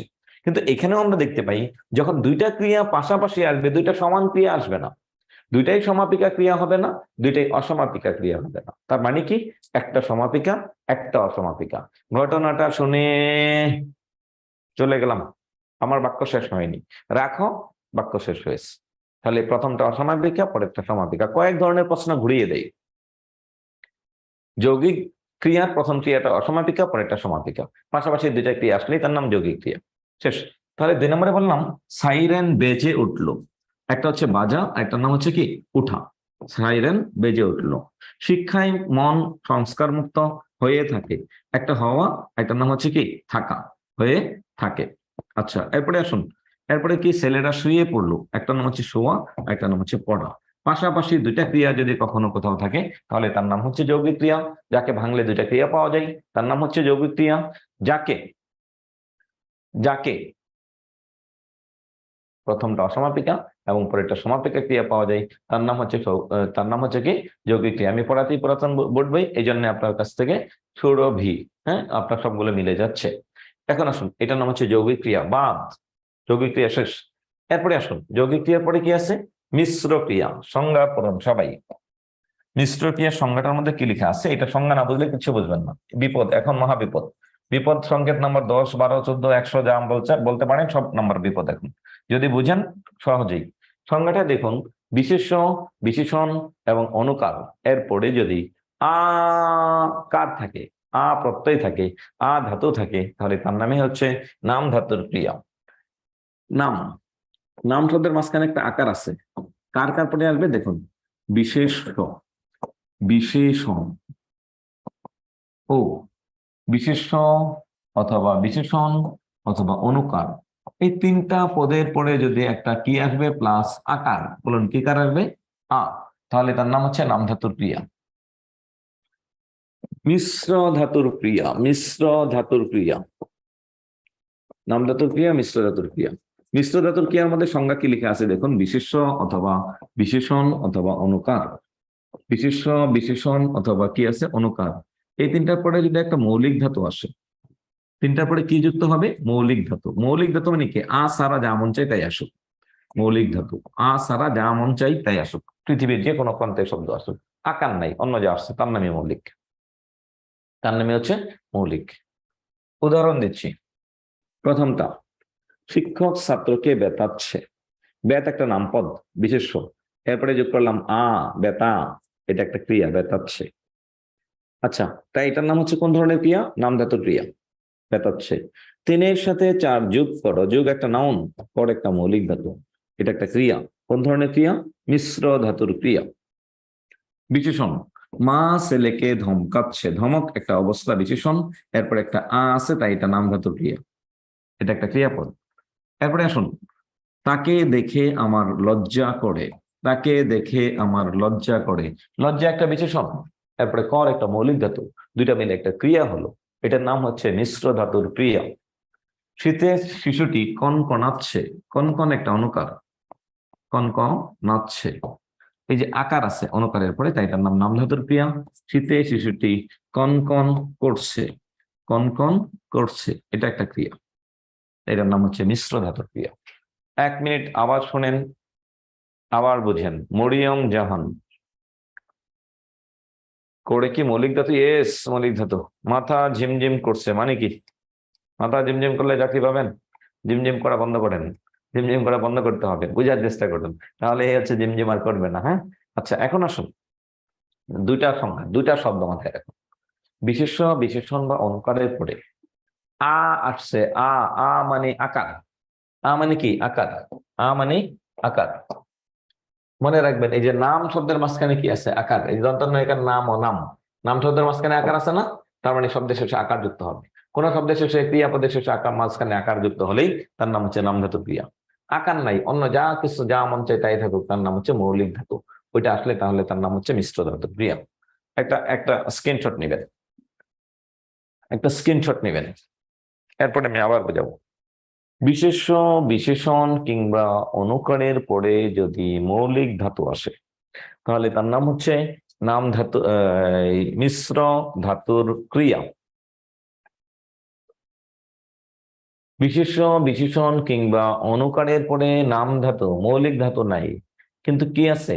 নাম ধাতু আছে। নাম ধাতু থাকলে তার নাম হচ্ছে আকার আছে। আকার থাকলে নাম ধাতু। বিশেষ্য, বিশেষণ বা অনুকার, এই তিনটা শব্দের পরে দুইটা জিনিস মাথায় রাখবেন। দুইটা জিনিস, কোন দুইটা জিনিস? আসছে আকার, তার মানে নাম ধাতু। আকার নাই, যা মন চাই তাই আসুক, তার নাম হচ্ছে মিশ্র ধাতুর ক্রিয়া। আকার আছে, তার নাম ধাতুর ক্রিয়া। আকার নাই, অন্য কোনো কিছু আছে, তাহলে তার নাম হচ্ছে মিশ্র ধাতুর ক্রিয়া। বুঝাচ্ছি, লাস্ট টাইম বুঝবেন, খুব মনোযোগ দিন। শিক্ষক ছাত্রকে বেতাচ্ছে, এটা একটা ক্রিয়া। এটা কি একটা? শিক্ষক ছাত্রকে বেতাচ্ছে, এটা কি মূলত একটা ক্রিয়া। এটা কোন ধরনের ক্রিয়া একটু দেখুন। বেত, নাউন, প্লাস বিশেষ্য প্লাস আকার, তাহলে এটা কোন ধরনের ক্রিয়া হবে? নাম ধাতুর ক্রিয়া। মা ছেলেকে ধমকাচ্ছে, ধমক একটা অবস্থা, মানে কি? বিশেষণ। বিশেষণ প্লাস এই যে ধমকা, ধমকা, ধমকা, তাহলে এটার নাম কোন ধরনের ক্রিয়া? নাম ধাতুর ক্রিয়া। অনুকার প্লাস আকার, কন একটা অনুকার, এরপরে কি আছে? আসছে, তাহলে এটার নাম হচ্ছে অনুকার, অর্থাৎ হচ্ছে মিশ্র নাম ধাতুর ক্রিয়া। বিশেষ্য, বিশেষণ কিংবা অনুকারের পরে শুধু যদি আসে তাহলে তার নাম হচ্ছে নাম ধাতুর ক্রিয়া। 3 এর সাথে 4 যোগ করো, যোগ হচ্ছে একটা নাউন, এরপরে কর একটা মৌলিক ধাতু, তাই তার নাম হচ্ছে মিশ্র ধাতুর ক্রিয়া। তাকে দেখে আমার লজ্জা করে, লজ্জা একটা বিশেষণ, কর একটা মৌলিক ধাতু, তাই এটাকে বলে হচ্ছে মিশ্র ধাতুর ক্রিয়া। শীতে শিশুটি কনকন করছে, কনকন একটা অনুকার, এরপরে একটা মৌলিক ধাতু আছে, তাহলে এটার নাম হচ্ছে মিশ্র ধাতুর ক্রিয়া। কনকনের পরে যদি মৌলিক ধাতু না থাকে, আকার থাকতো, তাহলে তার নাম হচ্ছে নাম ধাতুর ক্রিয়া। আশা করি বুঝতে পেরেছেন। অনেক কঠিন কিনা আমি কি শুধু এটা জানতে চাচ্ছি, যে ক্রিয়াপদ কি অনেক কঠিন? এতক্ষণ পড়ানোর পরেও কি কঠিন মনে হয়? এটা একটু বলবেন কমেন্টে। অনুকার মানে মানুষের আওয়াজ, জীবজন্তুর আওয়াজ, বস্তুর ধ্বনি, কাল্পনিক ধ্বনি। ইয়েস, হ্যাঁ, ওকে, ওকে, থ্যাংক ইউ। অনুকারটাকে আরেকবার, অনুকার মানে আওয়াজ, মানুষের ধ্বনি, জীবজন্তুর ধ্বনি, বস্তুর ধ্বনি, কাল্পনিক ধ্বনি, সব। হ্যাঁ, পুরাতনটাই মেন। না, এখন সহজ মনে হচ্ছে, থ্যাংক ইউ। ওকে, খুবই ইজি করতে হবে, আপনি একটা জিনিস মাথায় রাখুন, যদি বাংলাদেশে 5,000 ছেলে নেই, তাহলে আপনার একটা সিট লাগবে।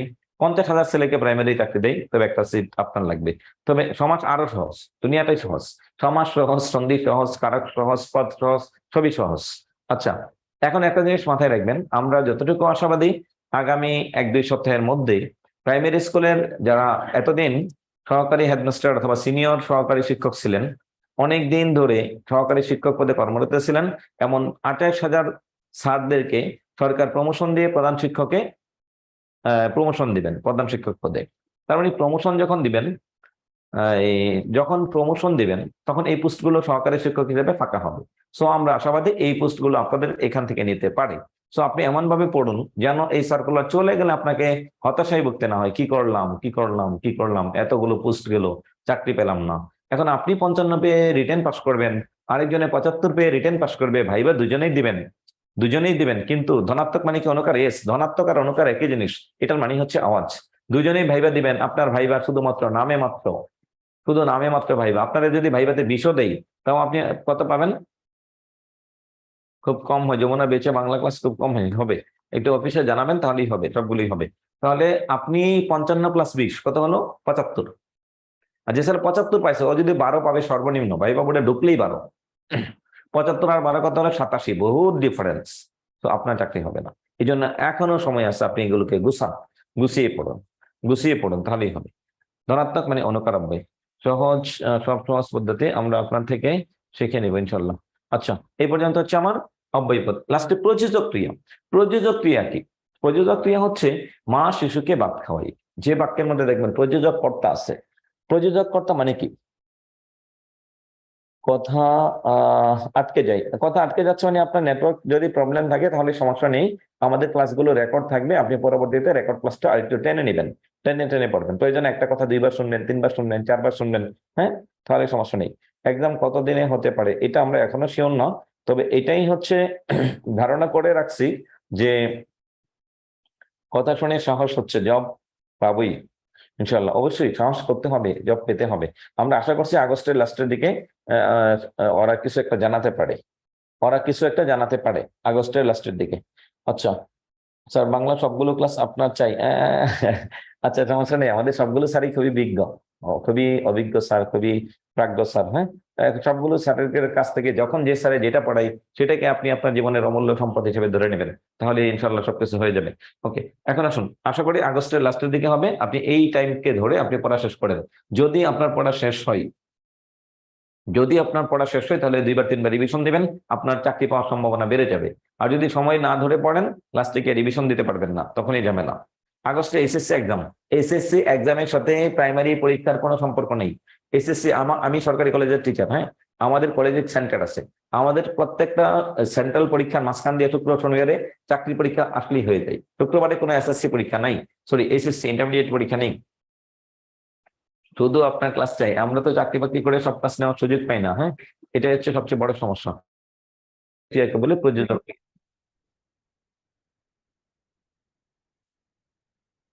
এখন আমার কথা শুনতে পাচ্ছেন কিনা, দেখতে এবং শুনতে পাচ্ছেন কি না, এটা একটু বলবেন। দেখতে এবং শুনতে পাচ্ছেন কিনা একটু কমেন্ট করুন। Yes, okay, thank you. এখন আসুন, মা শিশুকে ভাত খাওয়াই, এই বাক্যের ক্রিয়াটাকে বলে হচ্ছে প্রযোজক ক্রিয়া। তাহলে ক্রিয়া 8 প্রকার পড়েছে। রিভিউ লাস্ট টাইম ভালো হয়নি, এটি রিপিট হলে আমাদের লেকচারটা ভালো হয়নি, রিপিট হলে হতো। আচ্ছা, আমাদের সলভ ক্লাস পাবেন, আরো সলভ ক্লাস পাবেন। বিদ্যাবাড়ির কাজ হচ্ছে আপনাকে কি করে চাকরি পাওয়ানো যায় সেই পর্যন্ত আপনাকে ধরে রাখা। চাকরির পরীক্ষা পর্যন্ত আপনাদের পরীক্ষা হবে, ক্লাস হবে, রিভিউ ক্লাস হবে। তখন কোনটা কোনটা বাকি ছিল, কোনটা কোনটা বুঝেন না, এটা অফিসকে জানাবেন, অফিস আপনাকে এটা সমাধান করার চেষ্টা করবে। এখন আসুন, এখন আমরা একটু রিভিশন দেব। ক্রিয়া প্রথমত 2 প্রকার, একটা সমাপিকা, একটা অসমাপিকা। সমাপিকা ক্রিয়া কি? যে ক্রিয়ার মাধ্যমে বাক্যটা কি হয়, শেষ হয়, সমাপিকা। আর বাক্য শেষ না হলে অসমাপিকা। এটা পরীক্ষায় আসে না। কর্মের উপর ভিত্তি করে ক্রিয়া 4 প্রকার: সকর্মক, অকর্মক, দ্বিকর্মক, সমাধাতুজ। সকর্মক মানে যদি কোনো বাক্যে একটা কর্ম থাকে তার নাম সকর্মক, 2টা কর্ম থাকলে দ্বিকর্মক, কোনো কর্ম না থাকলে অকর্মক। ক্রিয়া এবং কর্ম একই ধাতু থেকে উৎপন্ন হলে তাকে বলে হচ্ছে সমধাতুজ। প্রযোজক যৌগিক ক্রিয়া, 2টা ক্রিয়া পাশাপাশি থাকবে, তার নাম যৌগিক ক্রিয়া। একটা অসমাপিকা, একটা সমাপিকা। প্রযোজকটা বলবো মিশ্র ক্রিয়া এবং নাম ধাতুর ক্রিয়া। বোর্ডে লিখে আছে, বিশেষ্য, বিশেষণ কিংবা অনুকারের পরে যদি আকার আসে তাহলে তার নাম হচ্ছে নাম ধাতুর ক্রিয়া। আকার নাই, অন্য কোনো মৌলিক ধাতু আছে, তাহলে তার নাম হচ্ছে মিশ্র ধাতুর ক্রিয়া। প্রযোজক শব্দের অর্থ পরিচালক। প্রযোজক শব্দের অর্থ কি? পরিচালক। মা শিশুকে ভাত খাওয়াই, মা পরিচালনা করে কাজ করছে। শিক্ষক ছাত্রকে বই পড়ায়, শিক্ষক পড়ে না, শিক্ষক পড়াই। মা খাই না, মা খাওয়াই। এই জন্য মা প্রযোজক কর্তা। কোন বাক্যের মধ্যে যদি প্রযোজক কর্তা থাকে তাহলে ওই বাক্যের কর্তাকে বলে হচ্ছে প্রযোজক, ওই বাক্যের ক্রিয়াকে বলে প্রযোজক ক্রিয়া। প্রযোজক মানে পরিচালক। যখন রাখাল গরুকে ঘাস খাওয়াই, তাহলে রাখাল যখন গরুকে ঘাস খাওয়াই, রাখাল খাই না, গরুটা শুয়ে আছে, খাচ্ছে না, ওরা ঘাস খাওয়ানোর জন্য সে নিয়ে গেল। মা ছেলেকে ভাত খাওয়াই, মা শিশুকে ভাত খাওয়াই। মা বললো বাবা খাও, বাবা সব খেয়ে নেয় না। ওরে এই গল্প সেই গল্প, দুধ মাখা ভাত কাকে খাই, হ্যাঁ, তুমি খাইলে খাও বাবা, না হলে কাকে এসে খেয়ে যাবে, এই টাইপের গল্প টল্প বলে বলে আমাদেরকে খেয়ে খাওয়াইয়ে, হ্যাঁ, আমাদেরকে খাইয়ে খাইয়ে আজকে এই পর্যন্ত বড় করেছে আমাদের মায়েরা। এটাই হচ্ছে কাজ, বললেই খায় না বাচ্চারা। এই যে মা সে খাচ্ছে না, মা খাওয়াচ্ছেন, এই জন্য মা প্রযোজক। কারকের ক্লাসে আশা করি স্যার এটা বুঝিয়েছেন। বেতিহার কর্তা, রাজাই রাজাই লড়াই হয়, মুখ্য কর্তা, প্রযোজক কর্তা, প্রযোজ্য কর্তা, বেতিহার কর্তা। আশা করি স্যার এটা বুঝিয়েছেন। তাহলে ওইখানে আমরা পড়েছিলাম প্রযোজক। এটাই হচ্ছে মূল বিষয়। মা শিশুকে ভাত খাওয়াই, এই ক্রিয়ার নাম হচ্ছে প্রযোজক ক্রিয়া। শিক্ষক ছাত্রকে বই পড়াই, এটার নামই হচ্ছে প্রযোজক ক্রিয়া। মিশ্র ক্রিয়ার উদাহরণ এই যে বোর্ডে লেখা আছে, যোগ করো, লজ্জা করে, কনকন করছে, বিশেষণ, বিশেষণ বা অনুকারের পরে একটা মৌলিক ধাতু আসবে, তাহলে তার নামই হচ্ছে কি? মিশ্র ধাতুর ক্রিয়া। ওকে, আচ্ছা, এরপরে আসুন, কারকের ক্লাস হয়নি, তাহলে হবে সামনে। কারকের ক্লাস না হলে আবার হবে, তখন সবকিছু বুঝে নেবেন। নাম ধাতুটা কি? নাম ধাতু তো সংজ্ঞায়িত বলেছি, বিশেষ্য, বিশেষণ বা অনুকারের পরে একটা আকার আসবে, এটার নাম হচ্ছে নাম ধাতু। নাম ধাতু মানে নামপদ। নাম ধাতু মানে কি? নামপদ।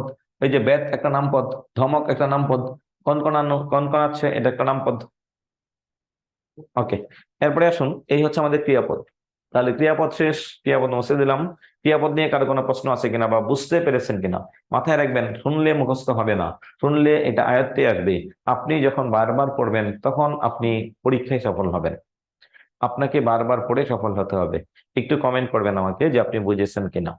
ক্রিয়াপদ আমার পদ্মকরণের 70% শেষ, আর মাত্র 30% বাকি। তাজমহল দর্শন করলাম। তাজমহল দর্শন একটা অবস্থা, ভাববাচক বিশেষ্য। কর একটা মৌলিক ধাতু, তাই এটার নাম হচ্ছে মিশ্রক ধাতুর ক্রিয়া। একজনে কমেন্টে প্রশ্ন করেছেন, তাজমহল দর্শন করলাম। তাজমহল দর্শন করলাম, দর্শন এটা হচ্ছে নাউন, ভার্ব, ভাববাচক বিশেষ্য।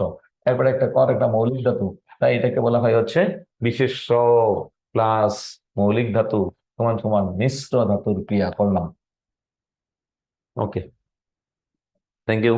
এরপর আমরা যাবো হচ্ছে বিশেষণ পদ। বিশেষণটাকে একটু দেখুন। বিশেষণ কোনো কিছুর 5টা বিষয়কে বিশেষণ বলে। কোনো কিছুর দোষ, গুণ, অবস্থা, সংখ্যা, পরিমাণ। দোষ, গুণ, অবস্থা, সংখ্যা, পরিমাণ যদি কোনো একটা শব্দ দ্বারা বুঝাই। এই অব্যয়টা আবার বলবেন মানে কি? সবুজ অব্যয় পড়িয়েছে, অনেকবার পড়িয়েছে, আবার রাস্তায় রিভিশন দিব। হ্যাঁ, দোষ, গুণ, অবস্থা, সংখ্যা, পরিমাণ যদি কোনো একটা শব্দ দ্বারা বুঝাই তবে তাকেই বলে হচ্ছে বিশেষণ। বিশেষণ দুই প্রকার। আমরা যদি বলি, হ্যাঁ শেষে বলবো অবশ্যই। আচ্ছা, তাহলে আমরা বলি কি বিশেষণ দুই প্রকার, একটা নাম বিশেষণ, একটা ভাব বিশেষণ। ইংরেজিতে আমরা যাদেরকে বলি, ইংরেজিতে আমরা যাদেরকে কি বলি, ইংরেজিতে একটাকে বলি অ্যাডজেক্টিভ, আরেকটাকে বলে অ্যাডভার্ব। ইংরেজিতে একটাকে বলি অ্যাডজেক্টিভ, আরেকটাকে বলি অ্যাডভার্ব। তাহলে অ্যাডজেক্টিভটা কি? ক্রিয়ার ভাব। ক্রিয়ার ভাব মানে ওই যে মোড যেটা। হ্যাঁ, এটা পড়া জরুরি না, তবে একটু জেনে রাখবেন, একটু জেনে রাখবেন। ক্রিয়ার ভাব, মোড, সাপেক্ষ ভাব, অনুজ্ঞা ভাব, আকাঙ্ক্ষা ভাব। হ্যাঁ, এটা একটু পড়তে হবে, পড়তে হবে এটা। মৌলিক ধাতু সম্পর্কে কিছু বলেন। কর, দে, পা, খা, সা, যেটাকে ভাঙ্গা বা বিশ্লেষণ করা যায় না সেটার নাম মৌলিক ধাতু। এখন আসুন, বিশেষণ দুই প্রকার, একটার নাম হচ্ছে নাম বিশেষণ, এটার নাম হচ্ছে ভাব বিশেষণ। নাম বিশেষণ মানে দুইটা শব্দকে বিশেষায়িত করে, একটা হচ্ছে বিশেষ্য, একটা হচ্ছে সর্বনাম। এই দুইটা শব্দের দোষ বা গুণ বলবে, তাহলে তার নাম হচ্ছে নাম বিশেষণ। এখন এই দুইটা ছাড়া আর কি কি আছে? বিশেষণ, আর কি আছে? ক্রিয়া, আর কি আছে? অব্যয়, আর কি আছে? বাক্য। এই চারটার দোষ বা গুণ বললে তাকে বলে ভাব বিশেষণ। ভাব বিশেষণ মানে হচ্ছে অ্যাডভার্ব, এটা হচ্ছে অ্যাডজেক্টিভ। ইংরেজিতে যেটাকে বলে অ্যাডজেক্টিভ। অ্যাডজেক্টিভ মানে কি? যে শব্দ নাউন বা প্রনাউনের দুষ্গুণ বলে তাহলে তাকে বলে অ্যাডজেক্টিভ। নাউন প্রনাউন ছাড়া অন্য কারো দুষ্গুণ বললে তার নাম হচ্ছে অ্যাডভার্ব। বিশেষ করে ভার্ব, অ্যাডজেক্টিভ অথবা হচ্ছে অন্য আদার্স যেগুলো, এগুলোর দোষ বা গুণ বললে তাহলে তাকে কি বলে? অ্যাডজেক্টিভ বলে। তাহলে এখানে একটু খেয়াল করতে হবে আপনাকে, নাম বিশেষণ থেকে পরীক্ষায় প্রশ্ন আসে না। নাম বিশেষণ দরভাবে হয়, বুট বইটা পড়বেন। অবস্থাবাচক, গুণবাচক, রূপবাচক, হ্যাঁ, সংখ্যাবাচক, গণনাবাচক, পরিমাণবাচক, তারপরে হচ্ছে কি এই পূরণবাচক, 10 ভাবে হয়, রিডিং পড়বেন। নাম বিশেষণ। ভাব বিশেষণটা বোঝার বিষয়। ভাব বিশেষণ 4 প্রকার। ভাব বিশেষণ কত প্রকার? 4 প্রকার। কি কি ভাব বিশেষণ? 1 নম্বরে দেখুন, একটা বিশেষণ যদি আরেকটা বিশেষণের দোষ বা গুণ বলে তাহলে তাকে বলে বিশেষণের বিশেষণ। একটা বিশেষণ যদি ক্রিয়ার দোষ বা গুণ বলে তাকে বলে ক্রিয়া বিশেষণ। একটা বিশেষণ যদি অব্যয়ের দোষ বা গুণ বলে তাহলে তাকে কি বলে? অব্যয়ের বিশেষণ। একটা বিশেষণ যদি একটা বাক্যের দোষ বা গুণ বলে তাহলে তাকে বলে বাক্যের বিশেষণ। ইয়েস, চলবে। 19 সালের বই চলবে, 20 সাল অথবা 20 সালের আগের যে কোনো বই চলবে। তাহলে বিশেষণ, ভাব বিশেষণটা দরকার, এটা বুঝতে হবে।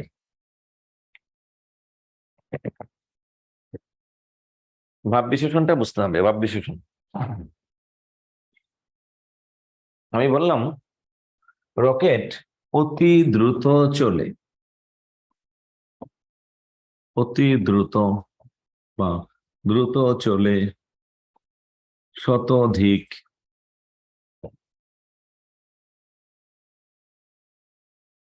সৌভাগ্যক্রমে এ যাত্রায় আমরা বেঁচে গেলাম। আমরা গতকালকে একটা সড়ক দুর্ঘটনা দেখেছি।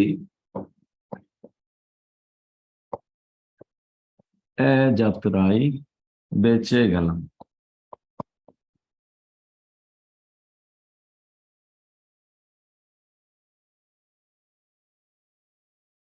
আমরা গতকালকেই আমাদের জবের এই 7 মান্থ বাকি আছে, আর প্রিপারেশন মোটামুটি এখন কিছু করা সম্ভব। আপনার নাম বলুন আগে, পরে নাম ছাড়া উত্তর দেয় না।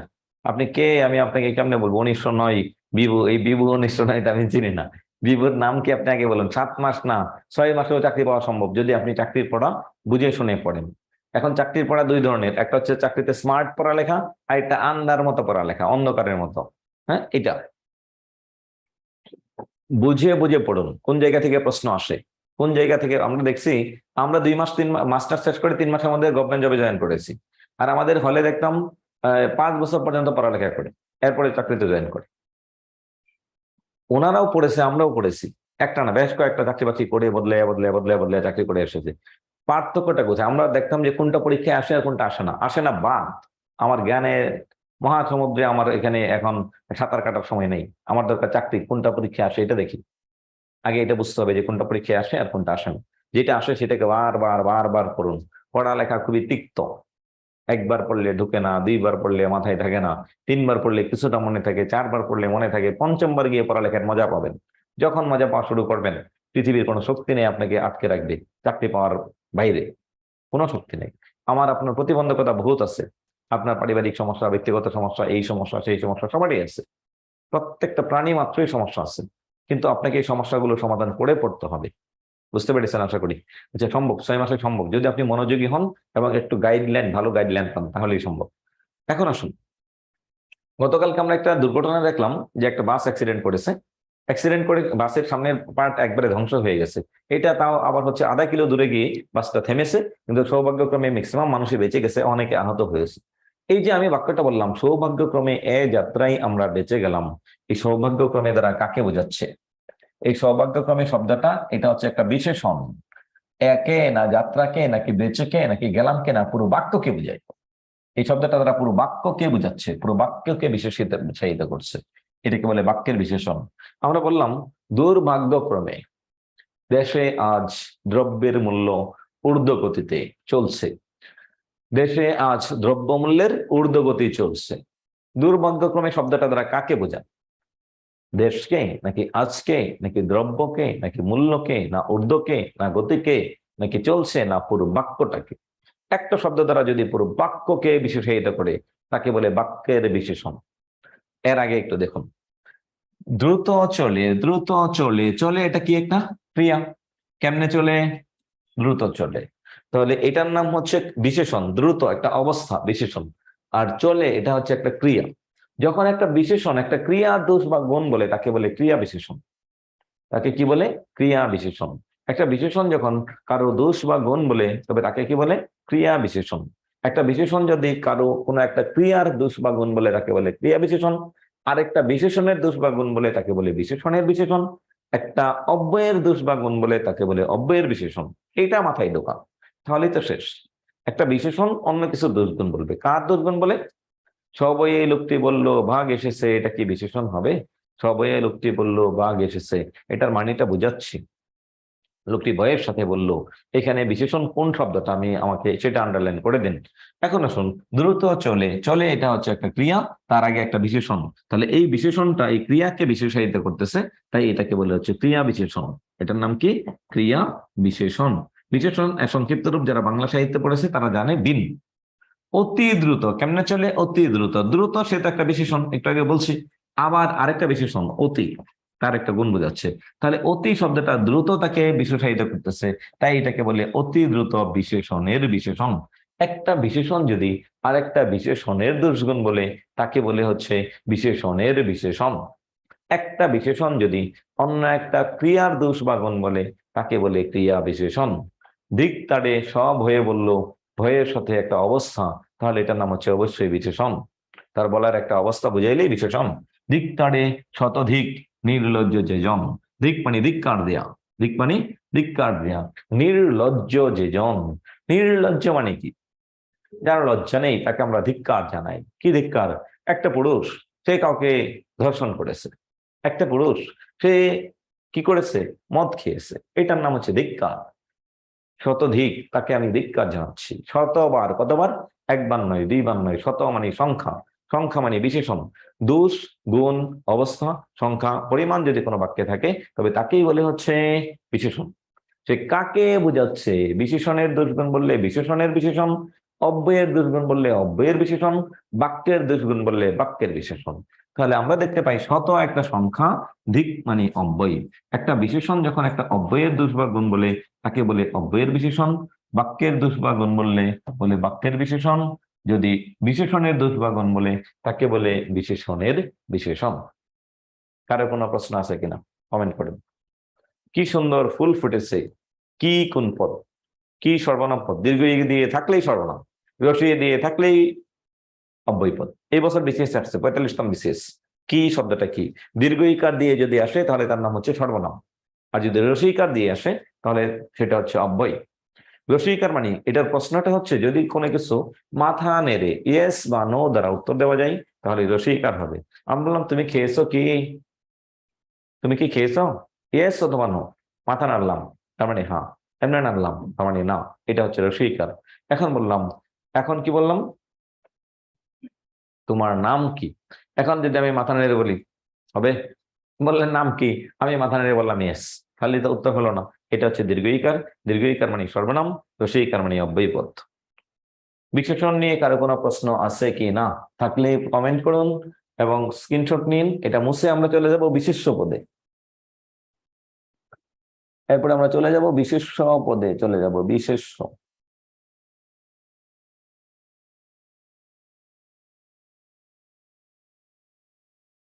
সকলের কি অবস্থা, বুঝতেছেন কিনা?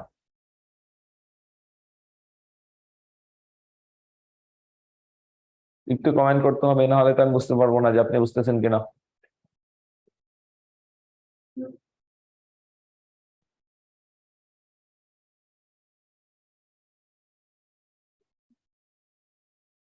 বিশেষণ দুই প্রকার। খুব ভালো লাগলো ক্লাস, হ্যাঁ এক্সিলেন্ট ক্লাস। আরেকবার বোঝান, হ্যাঁ ওকে। এই তো দরকার, এটাই দরকার যে আপনাকে একটু কমেন্ট করতে হবে যে আপনি আসেন ক্লাস, আমি যেন বুঝতে পারি। আর আমরা এটা অনলাইনে হলেও আমরা অনলাইনের মধ্যে রাখি না, আমরা সর্বোচ্চ চেষ্টা করি অফলাইনের মতো বোঝানোর। আপনার প্রবলেম, আমি কিন্তু বারবার কমেন্ট থেকে পড়ছি, কমেন্ট থেকে উত্তর দিচ্ছি। আপনার প্রবলেম, আপনি ক্লাসে অফলাইনে থাকলে বইয়ের কিছু পৃষ্ঠা নেই, বুঝতে কষ্ট হচ্ছিল। অস্থির ক্লাস, থ্যাংক ইউ।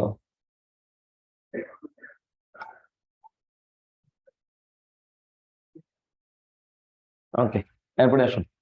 কি যদি রসিকার দিয়ে হয় তাহলে তার নাম হচ্ছে অব্যয় পদ, দীর্ঘ ইকার দিয়ে হলে সর্বনাম পদ। আর যদি এটা আবার ভুলে যান, ক্লাসকে রেকর্ড দেখবেন, আবার টেনে টেনে দেখবেন, তাহলেই হবে। বিশেষণের অতিশয়ান পড়া লাগবে না, এটা প্রত্যয়ে পড়বো। দীর্ঘ, দীর্ঘতর, দীর্ঘতম, পদ মানে মধুর, মধুরতর, মধুরতম, প্রিয়, প্রিয়তর, প্রিয়তম, অন্য, অন্যতর, অন্যতম, গুড, বেটার, বেস্ট। গুড মানে ভালো, বেটার মানে দুইজনের মধ্যে ভালো, আর বেস্ট মানে অনেকের মধ্যে ভালো। দীর্ঘ মানে একজনের মধ্যে দীর্ঘ, দীর্ঘতর মানে দুইজনের মধ্যে দীর্ঘ, দীর্ঘতম মানে অনেকের মধ্যে দীর্ঘ, প্রিয় মানে প্রিয়, প্রিয়তর মানে দুইজনের মধ্যে প্রিয়, প্রিয়তম মানে সবার মধ্যে প্রিয়, তাই না? প্রিয়তম শব্দের অর্থ কি? তরতম, এটার নাম অতিশয়ন। তরতম, এটার নাম হচ্ছে অতিশয়ন। আমি ইম্পর্টেন্ট টপিকস গুলোই পড়াচ্ছি, আরো শর্টকাট করব, আমরা সাজেশন দিব, সুপার সাজেশন একটা বই আছে। এরপরে হচ্ছে আমরা আমরা ক্লাসের মধ্যে ক্লাস শেষ হলে, সিলেবাস শেষ হলে এরপরে আমরা আবার আপনাদেরকে সাজেশন দেবো। আপনারা আগে প্রথমবারই সাজেশন নেবেন না, প্রথমবার সাজেশনের জন্য বসবেন না, প্রথমবার টোটাল বিষয়টা বলুন। ওই যে সাকিব খানের একটা মুভি ছিল না, প্রিয়তমা, এখানে তম শব্দটা মানে কি? তুমি সবচেয়ে প্রিয়, এটার নাম গুড, বেটার, বেস্ট। ডিগ্রিতে আমরা বলি পজিটিভ, কম্পারেটিভ, সুপারলেটিভ। সুপারলেটিভ মানে কি? সবার চেয়ে প্রিয়। আর তর মানে কি? দুজনের মধ্যে তর, দুজনের মধ্যে প্রিয়। যেন আমি বললাম তুমি তো আমার প্রিয়তর, প্রিয়তর মানে কি? দুইজনের মধ্যে প্রিয়। প্রিয়তম মানে সবার মধ্যে প্রিয়। আমি বললাম বুড়িগঙ্গা বাংলাদেশের দীর্ঘ নদী, পদ্মা দীর্ঘতর নদী, তার মানে পদ্মা দুজনের মধ্যে দীর্ঘ। মেঘনা দীর্ঘতম নদী, সবার মধ্যে দীর্ঘ, সবচেয়ে দীর্ঘ। তম বলছি মানে সব তুলনা। Best, good, better, best. Good মানে ভালো, বেটার মানে অনলি দুইজনের মধ্যে ভালো, বেস্ট মানে কি? সবার মধ্যে ভালো। এখন দেখুন, আমরা ইংরেজি ব্যাকরণে আলাদা একটা অধ্যায় পড়ি, গুড, বেটার, বেস্ট, অর্থাৎ ডিগ্রি। পড়তে পড়তে পড়তে পড়তে জীবন শেষ, এমনকি বিসিএস এর জন্য পড়ি। আর বাংলায় এটা বুঝি না, বুঝার জন্য পড়িও না। যে তরতম নামে অতিশয়ন একটা শব্দ আছে, একটা অধ্যায় আছে, পড়িও না, বুঝিও না, বোঝার চেষ্টাও করি না। আর যারা চাকরি পাই এরা কিন্তু সবাই পড়ে। সবাই পড়ে, মন প্রাণ দিয়ে পড়ে। গতকালকে একটা মেয়ের একটা ভিডিও দেখলাম, যে মেয়েটা প্রাইমারি টিচার হয়েছে, তার বাবা একজন হুজুর মানুষ, খুবই কনজারভেটিভ মানুষ, তাকে কোনো মতেই পড়তে দিবে না, আর তার কথা হচ্ছে যে কোনো মূল্যেই চাকরি করবে। এবং এই গল্পটা শোনার শেষে দেখলাম আমার গায়ের লোম দাঁড়িয়ে গেছে, একটা মানুষ কতটা স্ট্রাগল করতে পারে। সে একটা বিশ্ববিদ্যালয়ে চান্স পেয়েছিল, বাবা কনজারভেটিভ পড়তে দেয়নি, তার মনের মধ্যে জিদ ছিল আমাকে চাকরি করতে হবে। লাস্ট টাইম গত বছর প্রাইমারিতে জয়েন করেছে ময়মনসিংহ এর ভালুকাবাড়ি। আপনারা হয়তো দেখে থাকবেন ইউটিউবে, এটা দেখলাম বেশ চলছে। মোটিভেশনাল স্পিচ কাকে বলে, মানুষকে শিখতে হয় না। মেয়েটার জীবনটা একটা মোটিভেশন। তার বাবা তাকে পড়তে দিবে না, বিয়ে দিয়ে দিবে, অনেক কিছু মানে প্রতিবন্ধকতা, সকল কিছু জয় করে তার উদ্দেশ্য হচ্ছে তার একটা চাকরি লাগবে। সে প্রাইমারি স্কুলে চাকরি হয়ে গেছে। এত সহজ ছিল না, প্রত্যেকটা রাস্তায় কণ্টকাকীর্ণ, আপনাকে সহজ করে নিতে হবে। আপনিও পারবেন, আপনি লেগে থাকুন। শতাধিক, শত মানে বিশেষণ, আর হচ্ছে অধিক, অধিক না শতাধিক বলি নাই, শতাধিক বলছি। শতাধিক মানে শতের বেশি। হ্যাঁ, উল্টাপাল্টা লিখলে হবে না। কে লিখছেন? সুরাইয়া। এই দেখুন, আমি আকার দিই নাই কিন্তু, এখানে লেখা আছে এখনো, আমি আকার দিই না, বলছি শতবার ধিক্কার। আপনি শতাধিক মানে শতের বেশি বার অধিক বলছেন, এটা ভুল। শতাধিক এটা ভুল, আমি বলছি শতধিক মানে শতবার ধিক্কার জানাই তাকে। ধিক মানে ধিক্কার, এটা একটা অব্যয়, কোনো পরিবর্তন নাই। শত মানে সংখ্যা, আর আপনি লিখছেন শতাধিক মানে শতের চেয়ে অধিক, 100 বারের চেয়ে বেশি। দুইটা দুই জিনিস কিন্তু। উল্টাপাল্টা লিখলে কিন্তু বুঝবেন না, আর পরে বিপদে পড়বেন, পরে ভাববেন যে স্যার পড়াইছে উল্টাপাল্টা। এই কাজ করা যাবে না, এই কাজ করা যাবে না। আচ্ছা, এরপরে আসুন বিশেষ্য। বিশেষ্য কাকে বলে? কোনো কিছু নামকে বিশেষ্য বলে, এক কথায় শেষ। নাম মানেই বিশেষ্য। বিশেষ্য 5 প্রকার ইংরেজিতে, কিন্তু বাংলায় 6 প্রকার। সংজ্ঞাবাচক বিশেষ্য, বিশেষ্য 6 প্রকার। কি কি বিশেষ্য 6 প্রকার একটু দেখুন। 1 নম্বরে যে হচ্ছে সংজ্ঞাবাচক বিশেষ্য, মানে ইংরেজি যদি বলি প্রপার নাউন। 2 নম্বরে জাতিবাচক বিশেষ্য, কমন নাউন। 3 নম্বরে হচ্ছে কালেকটিভ নাউন মানে সমষ্টিবাচক বিশেষ্য। 4 নম্বরে দ্রব্যবাচক বিশেষ্য, ম্যাটেরিয়াল নাউন। 5 নম্বরে হচ্ছে দোষ বা গুণবাচক বিশেষ্য। 6 নম্বরে হচ্ছে ভাববাচক বিশেষ্য। সংজ্ঞাবাচক বিশেষ্য রহিম, দুনিয়ার যত স্পেসিফিক নাম আছে, রহিম, রুই মাছ। নদীর নাম বললাম পদ্মা। এই তিনটাই এক একটা এক এক ধরনের, তার নাম হচ্ছে সংজ্ঞাবাচক বিশেষ্য। রহিমের জাত কি? সে তো মানুষ, এটা একটা বিশেষ্য, মানুষ তো একটা নাম। রুইয়ের নাম কি? সে একটা মাছ, এটাও হচ্ছে বিশেষ্য। পদ্মার নাম কি? কোন জাতের সে? নদী। 2টা 3টা 4টা রহিম বা 4টা মানুষ যদি একসাথে হয়, তাহলে আমরা তাকে কি বলি? পাবলিক, মানে জনতা। 2টা 3টা 4টা মাছ যদি একসাথে যায়, তাহলে আমরা তাকে কি বলি? ঝাঁক, ফ্লেভার। 2টা 3টা 4টা নদী যদি একসাথে হয়, তাহলে তাকে আমরা কি বলি? মোহনা। একটা শব্দ দেখুন, একটা জিনিস বললেই হবে। দয়া করে অফিস ওইটা শুরু করার কথা বলবেন কি? আরেকটু বলুন ভাই। যেমন লাইভ বেঁচে আছে অফিসে, কমেন্টটা একটু উঠাই দেন, করতে হবে একটু বড় করে দেন। তাহলে এখানে 3টা জিনিস পেলাম। সংজ্ঞাবাচক বিশেষ্য, হ্যাঁ, সংজ্ঞাবাচক বিশেষ্য। সংজ্ঞাবাচক বিশেষ্যের মধ্যে কি বোঝায়? Proper noun. প্রপার নাউন মানে কোনো একটা বিষয়ের স্পেসিফিক নামকে বোঝাবে, স্পেসিফিক। যদি কোনো একটা স্পেসিফিক নাম বোঝায়, তবে তাকে বলা হচ্ছে সংজ্ঞাবাচক বিশেষ্য। 2 নম্বরে আসুন, এই একটা শব্দের একটা জাতকে বোঝাইলে তাকে বলে জাতিবাচক বিশেষ্য। বেশ কয়েকটাকে বোঝাইলে তাহলে তাকে সপ্তাহে 1 দিন বাংলার বই দাগানোর একটা ক্লাস শুরু হয়েছিল, কিন্তু 2 দিন হয়ে আর হয়নি। আপনি দয়া করে অফিসে এটা বলবেন। হ্যাঁ, আমি বলবো, আপনারা একটু জানাবেন। আর বই দাগানোর চাইতে বোঝা দরকার বেশি। বই দাগাবেন আরো পরে, এখনই বই না। পরীক্ষার তারিখ হয়ে যাক, তখন দাগাবেন। আগে সব পড়া শেষ করেন একবার। যদি কমন না পড়ে, তবেও যেন আপনি উত্তর দিয়ে আসতে পারেন, কারণ জীবনটা আপনার, চাকরিটা আপনার। দ্রব্য, মাটি, পানি, লবণ, চিনি, মাটি যা আছে সব। গুণবাচক, তিক্ততা, মধুরতা, তারল্য, তারুণ্য। দেখার কাজ, দর্শন, দর্শন, দেখার কাজ। শোয়ার কাজ, শয়ন। খাওয়ার কাজ, ভোজন। নাচার কাজ, নর্তন।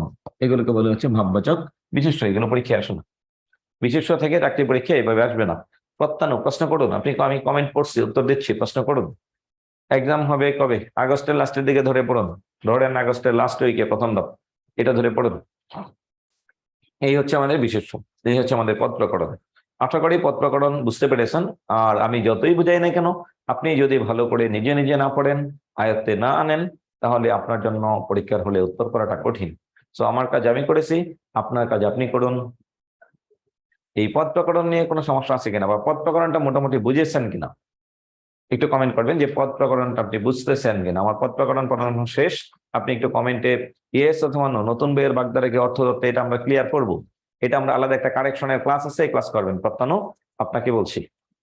ওকে, সবাইকে কমেন্ট করতে হবে আমাকে, নাহলে আমি বুঝবো কি করে যে আপনি বুঝেছেন। ওকে, অতিশয়ন মানে তুলনা করা, দুইজনের মধ্যে তুলনা, তিনজনের মধ্যে তুলনা, এটা এত সহজভাবে কখনো বুঝিনি। ধন্যবাদ, থ্যাংক ইউ। আপনাকে বোঝানোর জন্যই তো আমরা। Thank you. মোটামুটি যারা বুঝেছেন তাদেরকে আরো প্র্যাকটিস করতে হবে, তাহলেই হয়ে যাবে। তৃতীয় ধাপের পরীক্ষা প্রথম দুইটা হওয়ার ঠিক পরে হবে। সুপার সাজেশন কি আসল সাজেশন, এটাই ফাইনাল?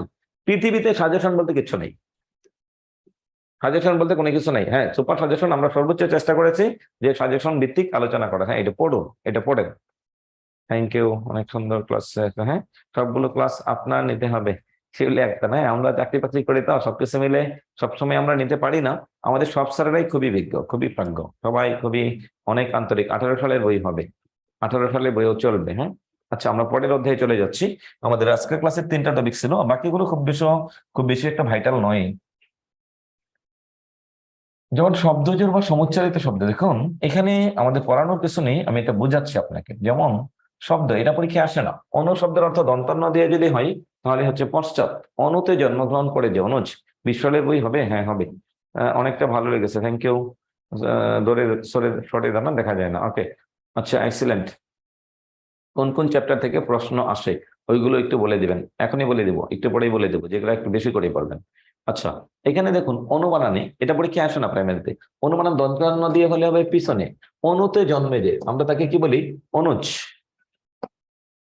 অনু মানে পশ্চাতে, আমার ছোট ভাই হচ্ছে অনুজ, আমার ছোট বোন হচ্ছে আমার অনুজ। অগ্রে জন্মগ্রহণ করে, আমার আগে যে জন্মগ্রহণ করেছে তাকে বলে অগ্রজ। আপনার ক্লাস ভালো লাগে, থ্যাংক ইউ। কে লিখছেন? রোনা। আচ্ছা, এখন আসুন। Excellent, okay, thank you. এখন আসুন, এই যে অনুজ মানে কি? আমরা বলি না প্রিয় অনুজ, চিঠি লিখি, এটা করি সেটা করি। আপনি তো বাংলার জাদুকর, হ্যাঁ। বাংলা পড়লেই আপনিও ভালো করবেন মিস্টার সবুজ, আপনিও ভালো করবেন। হ্যাঁ, আচ্ছা, আমরা যদি বলি পশ্চাতে জন্মগ্রহণ করেছে, পিছনে আমার পড়ে, তাহলে তার নাম হচ্ছে অনুজ। এরপরে আসুন, আপনার নামটা জানি না, এইটাই তো কষ্ট লাগলো আমার। আমার নামটা জানেন না, এইটা কেন? এতক্ষণ তো কোনো প্রশ্নে বলি নাই যে আমার কষ্ট লেগেছে, এতক্ষণ পড়ালাম, আপনি লাস্টে যদি এসে বলেন যে হচ্ছে আমার নাম জানেন না, এই বাংলার বস বললে তো হবে না। বাংলা যে ভালো পারে সেই বস, তা আমার নাম না জানলে তো ঝামেলা। হ্যাঁ, তাহলে তো বলতেই পারবেন না কার ক্লাস করেছেন, কোথায় করেছেন, রাস্তায় দেখালে বলবেন এই দাঁড়ান দাঁড়ান দাঁড়ান। এইটাই তো ঝামেলা। আপনার কমেন্ট পড়ছি তো, আকলিমা আক্তার, আমি তো পড়তেছি আপনার কমেন্ট, কি কমেন্ট করবেন সেটা বলুন। আপনি শুধু বলছেন আমার কমেন্ট পড়েন না কেন। অনেক ভালো লাগলো, সবগুলো এরকমই হবে। ব্যাকরণ পুরো বইটা এইভাবে বুঝে বুঝে পড়তে হবে। হ্যাঁ, কলেজে গেলে আপনার সাথে দেখা করা যাবে? কে এটা? আপনি কোন কলেজে, আগে এটা বলতে হবে। তুলনা দেন। স্যার একটা প্রশ্ন করতে চাই, কৌতূহল থেকে কিছু মনে করবেন না। এত দূর থেকে কিভাবে এখানে এসে ক্লাস নেন? ওকে, হ্যাঁ, এটা পোস্টিং আমাদের যে কলেজগুলো, এখানে সপ্তাহে 2 দিন বা 3 দিন ক্লাস নিলেই চলে। ফজলুল না ফুজাইল, আমি নাম লিখে দিচ্ছি। চাকরি করেন এত দূর থেকে কেমনে? আমি ওই যে ঢাকায় যখন থাকি, আমাদের সপ্তাহে 2 দিন বা 3 দিন কলেজে ক্লাস থাকে, তো বাকি সময়টা ঢাকায় থাকা হয়, এই জন্য। হ্যাঁ, আমাকে কলেজে গিয়ে পাবেন না, কলেজে গিয়ে খুঁজতে যাবেন না, তাহলে বিপদ। কলেজে গিয়ে খুঁজে পাবেন না আপনি আমাকে, কারণ আমি কোন দিন থাকি আপনি গিয়ে পাবেন না, আমি যখন ক্লাস শুরু তখন ক্লাসে থাকি, এছাড়া পাবেন না। ওকে, আচ্ছা, এখন আসুন। আমার নাম হচ্ছে ফুজাইল রহমানী, FUZAIL, ফুজাইল। প্রথমে অবশ্য লেখা ছিল, আপনারা খেয়াল করেননি, MANY রহমানী, FUZAIL, ফুজাইল।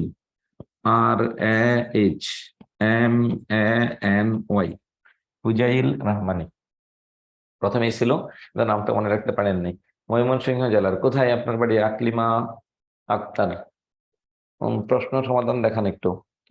যে বিষয়ে ক্লাস করলাম, প্রশ্ন সমাধান। হ্যাঁ, আমার এখানে আজকের স্লাইডের মধ্যে আমার ইয়া নাই, প্রশ্নগুলো দেখতেছি পিছনে কি কি আছে। ধ্বনি পরিবর্তন তো নিয়েছি, কোন কোন বেঁচে নিয়েছি আমি জানি না, কোন কোন বেঁচে নিয়েছি। হ্যাঁ, আচ্ছা, এখন আসুন। বোর্ডের কোন সালের বই পড়তে হবে? বোর্ডের মানে হচ্ছে 20 সাল অথবা তার আগে যে কোনো একটা বই পড়লেই হবে। গৌরীপুর থানা, আকলিমা। ও আচ্ছা, ওই যে আমি আপনাদের উপর দিয়ে যাই নেত্রকোনায় ট্রেনে গেলে। আচ্ছা, আমাদের হয়নি। আচ্ছা, দেখি অফিসে জানাবেন, তাহলে আমি চেষ্টা করব আপনাদেরকে নেওয়ার জন্য। আলী উসমান, দুর্গাপুর। দুর্গাপুরে আমি ইলেকশনের বোর্ডের দায়িত্ব পালন করেছিলাম, দুর্গাপুর। ক্লাস কতক্ষণ চলবে ক্লাস? আমি শেষের দিকে চলে আসছি। ময়মনসিংহের ভাষায় বলবেন? হ্যাঁ, ফুলবাড়িয়া থেকে। ক্লাস কতক্ষণ চলবে? পড়ানোর টেকনিক আগে পড়তে পারলে আরো ভালো হতো। এখন তো পেয়েছেন, এখন পড়েন। এখন তো পেয়েছেন, এখন একটু পড়বেন তাহলেই হবে। আচ্ছা, শম্পা মিত্র, নেত্রকোনা সদর। ওকে, আমি থাকি প্রফেসর পাড়া শহরের, প্রফেসর পাড়াতে গেলে পাবেন। আচ্ছা, ময়মনসিংহ বিভাগ। Okay, thank you, thank you, thank you. আচ্ছা, এখন আসুন মূল আলোচনায় আমরা আসলাম। এইটা হচ্ছে আপনাকে যেটা করতে হবে, আপনাকে একটু বুঝে পড়ে নিতে হবে, তাহলেই হবে, এর বাইরে কোনো কাজ নেই।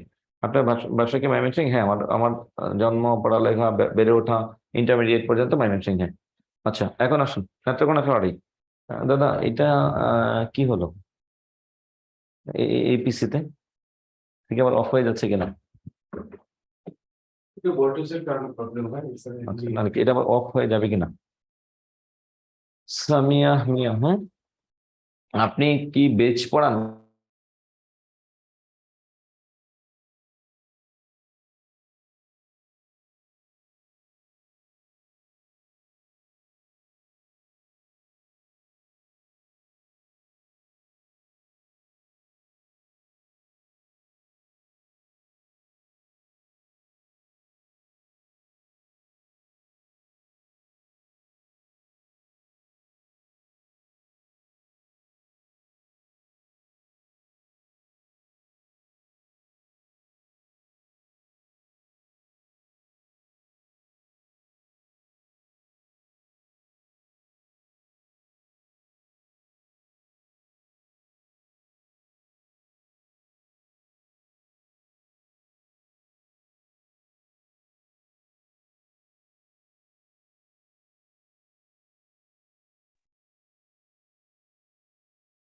এখন দেখা যাচ্ছে। আচ্ছা, কারিগরি ত্রুটির জন্য আমরা আন্তরিকভাবে দুঃখ প্রকাশ করছি।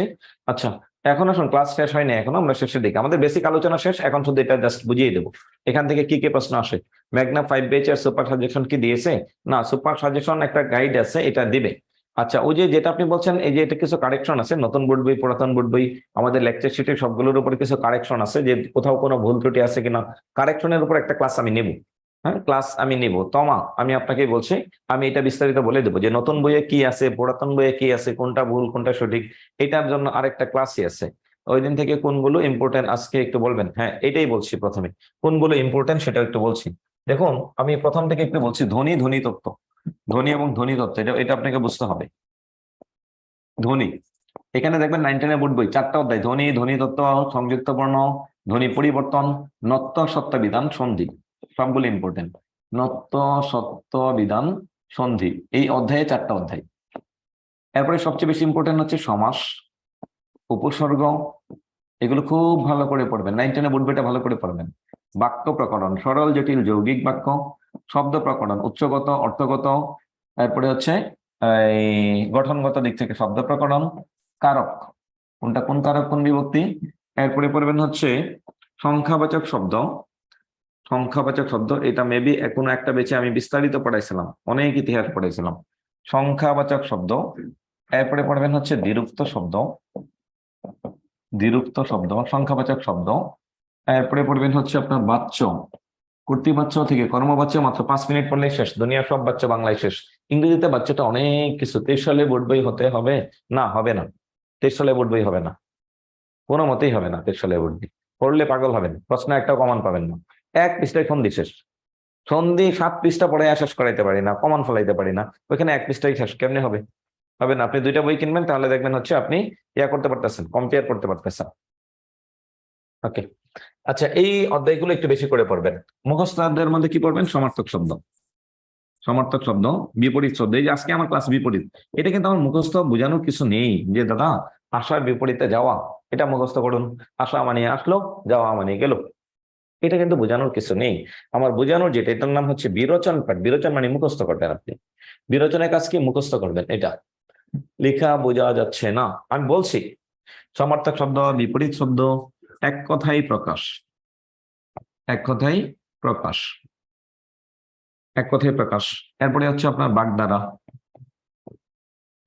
এক কথায় প্রকাশ, বাগধারা, এই শব্দগুলো আপনি মুখস্থ করবেন নিজে নিজে। সমার্থক, বিশেষ করে বিগত বছরের প্রশ্ন, যে হচ্ছে অব্র, অম্বর, এটা মানে কি? পরিষ্কার বোর্ডে লিখে দিলে ভালো হতো, আমি বলছি। আর লিখবো না, আমাদের একবারে আমাদের আরো একটা অধ্যায় বাকি আছে, এই জন্য আর লিখতেছি না।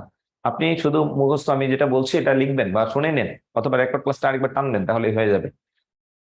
তাহলে মূল বিষয়টা কি হলো? মুখস্থ পাঠটা আপনাকে নিজে নিজে পড়তে হবে। মুখস্থ অধ্যায়ের অংশটা যেটা, এটা আপনাকে নিজে নিজে পড়তে হবে। এখন আপনাকে প্রশ্ন করলাম যে হচ্ছে কিরণমালী শব্দের অর্থ কি, এটা খাড়া মুখস্থ করতে হবে। এখন আমি আপনাকে বললাম বিদ্যুৎ শব্দের কয়েকটা সমার্থক শব্দ বলুন, কয়েকটা বলা দরকার নেই, কোন বছর কোনটা আসছে। বিদ্যুৎ মানে কি, বিদ্যুৎ শব্দের সমার্থক শব্দ কোনটি? শম্পা। শম্পা শব্দের অর্থ কি? বিদ্যুৎ। আচ্ছা, এরপরে আরো কয়েকটা শব্দ আছে যে একটা শব্দের দুটা তিনটা চারটা করে সমার্থক শব্দ আছে, এটা মুখস্থ করবেন। তবে কিভাবে পড়বেন? বিগত বছরের প্রশ্নগুলো একটু ভালো করে পড়বেন, বিগত বছরের প্রশ্নগুলো একটু ভালো করে পড়বেন, তাহলেই হবে। আচ্ছা, এটার নাম হচ্ছে কি, একে অংশ, তালিপাশ দিয়ে হলে হচ্ছে ভাগ, আর অংশ মানে হচ্ছে কাঁধ। আচ্ছা, এরপরে অন্ন মানে জফলা দিলে হচ্ছে অপর, আর দন্ত নয় নেই, অন্ন মানে হচ্ছে ভাত। মেইন খাবার, আমাদের বাঙালিদের প্রধান খাবার যেটা, এটার নাম হচ্ছে ভাত। অশ্ব যদি মফলা থাকে তার মানে হচ্ছে অশ্ব শব্দের অর্থ পাথর, প্রস্তর। আর অশ্ব মানে হচ্ছে ঘোড়া, বফলা থাকলে। আচ্ছা, অর্ঘ্য, অর্ঘ্য মানে রেফ থাকলে হচ্ছে মূল্য, আর রেফের পরে যদি জফলা থাকে অর্ঘ্য মানে পূজার উপকরণ। আচ্ছা, অশ্ব তাহলে বা ছয় মফলা, সোরা তাহলে বা ছয় মফলা যদি থাকে তার নাম হচ্ছে পাথর। আর যদি বফলা থাকে তাহলে তার নাম হচ্ছে ঘোড়া, ওই যে চার পাওয়ালা তুরঙ্গম। অবধান, অবদান শব্দের অর্থ হচ্ছে কোনো কিছুতে এই যে কি করা, এই মহৎ কর্মে অংশগ্রহণ করা। আর অবধান শব্দের অর্থ হচ্ছে মনোযোগ দেওয়া। ওই যে মাঝে মাঝে বলেন যে মনোযোগ থাকে না, কারল শব্দের পর কি লিখছেন, পরে কি লিখছেন, কারকের পরে তো মুছে ফেলছি তো এটা। আচ্ছা, সময় আক্তার, এই তো বলছি বাগধারা। কারক ব্যাকরণের কোন অংশে কোন তত্ত্ব আলোচিত হয়? বাগধারা অর্থ নিয়ে কাজ করে। কারক পুরো এটা অর্থতত্ত্ব, কারক একটা বাক্য থেকে বের করতে হয়, তাই এটা বাক্য তত্ত্বের অন্তর্ভুক্ত। এটা আমি একটা ক্লাস নিব, লাস্টের দিকে আমরা আরো ক্লাস নিব। এটা হচ্ছে আপনার একার্থ মানে একই অর্থবোধক শব্দ, এটা হচ্ছে আপনি নিজে নিজে পড়বেন। এই যে সমার্থক, পাবক, বৈষ্ণর, আগর, বিয়, বসু, বহ্নি, অনল, হুতাসন, শিখা, দহন, কৃষাণ, সর্বভোগ, সর্বসূচি, এভাবে পড়া দরকার নেই, এভাবে মনে থাকবে না। শুধু বিগত বছরের প্রশ্নটা পড়বেন, অপশন চারটা দেখে দেখে দেখে দেখে কোনটা সঠিক কোনটা ভুল এটা এখান থেকে পড়ে নেব। আচ্ছা, এরপরে কাছে জলধি, কুকিল, কাক, বানানগুলো খুব খেয়াল করে দেখবেন। চাঁদ, 35 BCS এর প্রশ্ন, জল শব্দের সমার্থক শব্দ নয় কোনটি? সলিল মানে পানি, উদক মানে পানি, নীর মানে পানি, জলধি, জলধি মানে হচ্ছে মেঘ, যা জল ধারণ করে জলধি। পরশ্ব মানে পরশুদিন, সংখ্যাবাচক শব্দ লিখছে, ও আচ্ছা হ্যাঁ ঠিক আছে। এরপরে আসুন, এরপরে কাছে শৈবালিনী, তড়িৎ, তটিনী, নিঃশ্রাবণী, এরপরে পর্বত, পদ্ম, বাতাস, বিদ্যুৎ, চপল, চপলা, চঞ্চলা, অশনি, দামিনী, সৌদামিনী, বিজলি, বিদ্যুৎ, শম্পা। তার মানে বিদ্যুৎ শব্দের অনেকগুলো সমার্থক শব্দ আছে। না, এটা বোর্ড বইয়ে নাই, বিরোচন বোর্ড বই থেকে পড়া যাবে না, যে কোনো গাইড বই, অগ্রদূত, MB3 বা আমাদের আপনাদের লেকচার শিট, এইগুলো থেকে পড়বেন। এটা হচ্ছে সমার্থক শব্দ। আগুনের সমার্থক কোনটি? সুবর্ণ মানে স্বর্ণ, মার্তণ্ড মানে হচ্ছে আকাশ, কর মানে হচ্ছে কি, কর কর কর, কর শব্দের অর্থ বাহু, অনল মানে হচ্ছে আগুন, সমার্থক শব্দ। কুকিল শব্দের সমার্থক শব্দ কোনটি? কাকপুষ্ট। কাকপুষ্ট কেন বলা হয়? কুকিল গিয়া কাকের বাসার ডিম পাড়ে, কুকিল যখন ডিম পাড়ার সময় হয় সে চলে যায় কাকের বাসায়, কাকের ডিমটা ফেলে দিয়ে কি করে, কুকিলের ডিম পেড়ে দিয়ে চলে আসে। এরপরে কাক আস্তে আস্তে এটাতে তা দেয়, তা দিয়ে স্যার, তাহলে স্যার পরের ধন কি হবে? পরধন, পরের ধন মানে কি? আচ্ছা, এখন আসুন, তখন ওই যে কাকের কি করে, সে তো আর বুঝে না, সে তার বাচ্চা মনে করে, সে লালন পালন করে, কুকিল দেখতে কালো মনে হয়, মা তো মাই, তখন স্যার কোন কোন চ্যাপ্টার বলছি, তখন তার মায়ের মতো করে সে লালন পালন করে, এই জন্য কুকিলকে বলা হয় কাকপুষ্ট। এখন আসুন, কুকিল শব্দের শব্দ পরবিদ, পরবিদ মানে পরে লালন পালন করে যে, তাকে হচ্ছে পরবিদ। চাঁদ, চাঁদ শব্দের সমার্থক শব্দ কোনটি? বিধু। তাহলে যামিনী মানে রাত, তটিনী শব্দের অর্থ নদী, উর্মি শব্দের অর্থ ঢেউ। এটা যদি আপনি একটু বেশি করে পড়েন তাহলে আপনি আলাদা করতে পারবেন কোনটা শব্দের অর্থটাকে। এটা কি সত্য কথা? কোনটা? সবুজ, মিস্টার সবুজ কোনটা বলছেন? সোম, সোম শব্দের অর্থ হচ্ছে বিধু মানে চাঁদ। এগুলো হচ্ছে সমার্থক শব্দ, আপনার কাজ হচ্ছে এটা মুখস্থ করবেন। এটাতে আমার কোনো হাত নেই, আমি যতই মুখে মুখে বলে দেই না কেন, যতই মুখে মুখে বলে দেই না কেন, লেকচার শিট নেই নি, সুপার সাজেশন নিলে কি হবে? লেকচার শিট নেই নি, লেকচার শিটও নিতে হবে, সুপার সাজেশনও নিতে হবে। হ্যাঁ, এটা সত্য কথা। ওই কাককুকিলের ঘটনা, এটা সত্য মিথ্যা আমি কেমনে বলবো? আপনি যতটুকু জানেন আমিও ততটুকু জানি। আমি কি দেখেছি নাকি কাকের বাসায় কোকিল গিয়ে কখন ডিম পেড়েছে? হ্যাঁ, কোকিল ডিম পারে কাকের বাসায়, এটা আমি কোনোদিন আমার নিজের চোখে আমি দেখি নাই। সো এটা সত্য বা মিথ্যা আমি আর বাইরে কিছু বলতে পারবো না। তাকে বলা হয় কাকপুষ্ট এই জন্য, সে যে কাকটাকে পরিপুষ্ট করে, এই জন্যই। আচ্ছা, এখন আমরা আমাদের ক্লাসের একেবারে শেষ মুহূর্তের দিকে চলে আসছি, আমরা একেবারে শেষ দিকে চলে আসছি। এখন একটু কমেন্ট করবেন যে পড়ালেখার সার্বিক পরিস্থিতি আপনার কি, এবং এই 2 ঘন্টা তো বসলেন বিরক্তিকর একটা সাবজেক্ট বাংলা নিয়ে, তাহলে হোম স্টাডি প্ল্যানের পরীক্ষায় কারক বাক্য তত্ত্ব দিছে কিন্তু কাটা দিয়েছে। আচ্ছা, এটার উত্তরটা হচ্ছে, ধরেন একটা প্রশ্ন উত্তর আপনার কেটে ফেলছে, এটা নিয়ে মাথা কামাবেন না, দেখবেন সঠিক কোনটা। আপনার যেটা কেটে ফেলছে, আর এটা তো কোরআন না যে বলা থাকবে এটা নিঃসন্দেহে এই বইয়ে কোনো ভুল নাই, এরকম না। এটা ওই যে কি জানি আরবিতে আছে, যালিকাল কিতাবুল লা রাইবা ফীহ, মানে এটা নিঃসন্দেহে কোনো ভুল নাই, এটা আল্লাহর কথা, এটা মানুষের কথা হতে পারে না। তো আমাদের ভুল ত্রুটি হবেই। ধরেন একটা প্রশ্ন ওরা কেটে দিছে, সমস্যা নেই, আপনি যদি জানেন এটা 100% ঠিক, এটাই পরীক্ষায় দেখাবেন। এখানে ভুল হতেই পারে, আমারও ভুল হতে পারে, আপনারও ভুল হতে পারে। হ্যাঁ, বিগত সালের প্রশ্ন পড়তে হবে, অবশ্যই পড়তে হবে, অবশ্যই পড়তে হবে। আচ্ছা, এটা হচ্ছে কথা। এই জন্য দু একটা প্রশ্ন যদি এখানে আমাদের প্রশ্নের উত্তরে ভুল থাকে, আপনি এটাকে নেগেটিভ ভাবে নিবেন না। মানুষ ভুল ত্রুটির ঊর্ধ্বে নয়, মানুষ কখনোই ভুল ত্রুটির ঊর্ধ্বে নয়। সো আমাদের একটা দুটা ভুল হতে পারে, সো আমরা ক্লাসে ওটা আমাদের আবার জিজ্ঞেস করবেন যে স্যার এটা তো ভুল বা এটা এরকম। আচ্ছা, ওকে, তাহলে এখন আপনাকে আমরা একবারে শেষে চলে আসছি। অনেক ভালো লাগলো, থ্যাংক ইউ, থ্যাংক ইউ। এখন কি মনে হয় কি বাংলা অনেক কঠিন? বেস্ট, বিদ্যাবাড়িতে কেবল আপনার ক্লাসই করি? না না, সবার ক্লাস করবেন। Thank you, thank you, thank you. আচ্ছা, তাহলে হচ্ছে পরবর্তী ক্লাসে একটু মাথায় রাখবেন, যেন বাংলা ক্লাস যদি হয় বোর্ড বইটা সাথে নিয়ে বলবেন। এখানে অনেকে আছেন যে আজকেই নতুন, সো ওনারা বই সাথে নেন নাই। আবার আমি কিছু কথা বলতে চাই, কে মিস্টার সবুজ, ক্লাস অনেক ভালো। ভাই একটু সবুজকে একটু ইয়া করে দেন। সবুজ কথা বলুন, কথা বলুন, অনেক সহজ লাগে, ইউলি বড়। আসসালামু আলাইকুম স্যার। ওয়ালাইকুম সালাম, বলুন।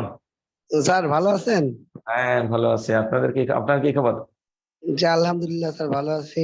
স্যার আপনার ক্লাসটা অসাধারণ এবং কি আপনি বাংলার জাদুকর স্যার। আমি বাংলায় অনার্স করছি, কিন্তু আমি আমার স্যার ওনারা বিশেষ ক্যাডার, তো এইভাবেই পড়ায়, তো এতই সুন্দর লাগছে আপনার পড়াটা। আর কাকে ওইটা একটু স্যার একটু মানে ক্লিয়ার করে দিবেন। কাকের বাসায় যে কোকিল ডিম পারে স্যার, আমি ছোটবেলা থেকে পড়ছি, আমি কিন্তু দেখি নাই। আচ্ছা শোনেন, আর হ্যাঁ, স্যার স্যার একটা কথা স্যার, প্রথমে যেটা বলছিলাম আমি কমেন্ট করছিলাম যে ওই অব্যয়টা একটু মানে একটু আবার একটু পুনরায় বলবেন। অব্যয় ওকে যে ওকে, ঠিক ঠিক আছে, যদিও এখানে আজান দিয়ে দিচ্ছে, আমি আরো 5 মিনিট পড়াচ্ছি। প্লিজ নেক্সট ক্লাস গুলো বাংলা নেবেন, আজকে ফার্স্ট ক্লাস আপনার সাথে। ওকে, ঠিক আছে, ঠিক আছে। আচ্ছা, এখন আসুন। ওকে, আমরা চাই আপনাদের সাথে আরো কথা বলতাম, কিন্তু কি জানেন, যে ক্লাস শেষ করে আর সময় পাই না। যে আপনার ক্লাস শেষ, আমার আরেকটা ক্লাস শুরু হয়ে যায়। আমরা এত মাঝখানে ওই যে আসরের নামাজ, মাগরিবের নামাজ থাকে তো। আচ্ছা, যারা প্রথম ক্লাস করেছেন এদেরকে বলছি যে পরবর্তীতে ক্লাসে আসলে বোর্ড বই সাথে রাখবেন। এক, উপদেশমূলক কথা আজকে আর বলার সময় নেই, উপদেশমূলক আর কিছু বললাম না, বলবো শুধু সময়টাকে কাজে লাগান। নিজের একটা চাকরি একদম ফিক্সড করুন, যত দুর্বলতাই থাকুক দুর্বলতাকে কাটান। 12 থেকে 14 ঘন্টা পড়ার চেষ্টা করুন, না বুঝে পড়বেন না, বুঝে পড়ুন, এবং প্রত্যেকটা পড়ায় রিভিশন দিবেন, তাহলেই হয়ে যাবে। প্রত্যেকটা পড়ায় রিভিশন দিবেন, তাহলেই হয়ে যাবে। হ্যাঁ, এখনো বললেন যে আমার নাম জানেন না, তাহলে এটা ঝামেলা। হ্যাঁ, আচ্ছা, আমার নাম জানার দরকার নেই। আচ্ছা, এখন আসুন, আসুন হচ্ছে আপনার কাজ হচ্ছে কি, ঠান্ডা মাথায় একটু পড়ালেখা করবেন, আর যতটুকু পড়বেন ঘুরে ফিরে বুঝে বুঝে পড়বেন, তাহলেই হবে। এখানে দেখুন বাংলায় লেখা আছে, আর ইংরেজিতে হচ্ছে এটা FUZAIL, ফুজাইল, RHMANY। শেষ। আচ্ছা, এখন আসুন, ঠিক আছে, তাহলে ভালো থাকবেন, আল্লাহ হাফেজ।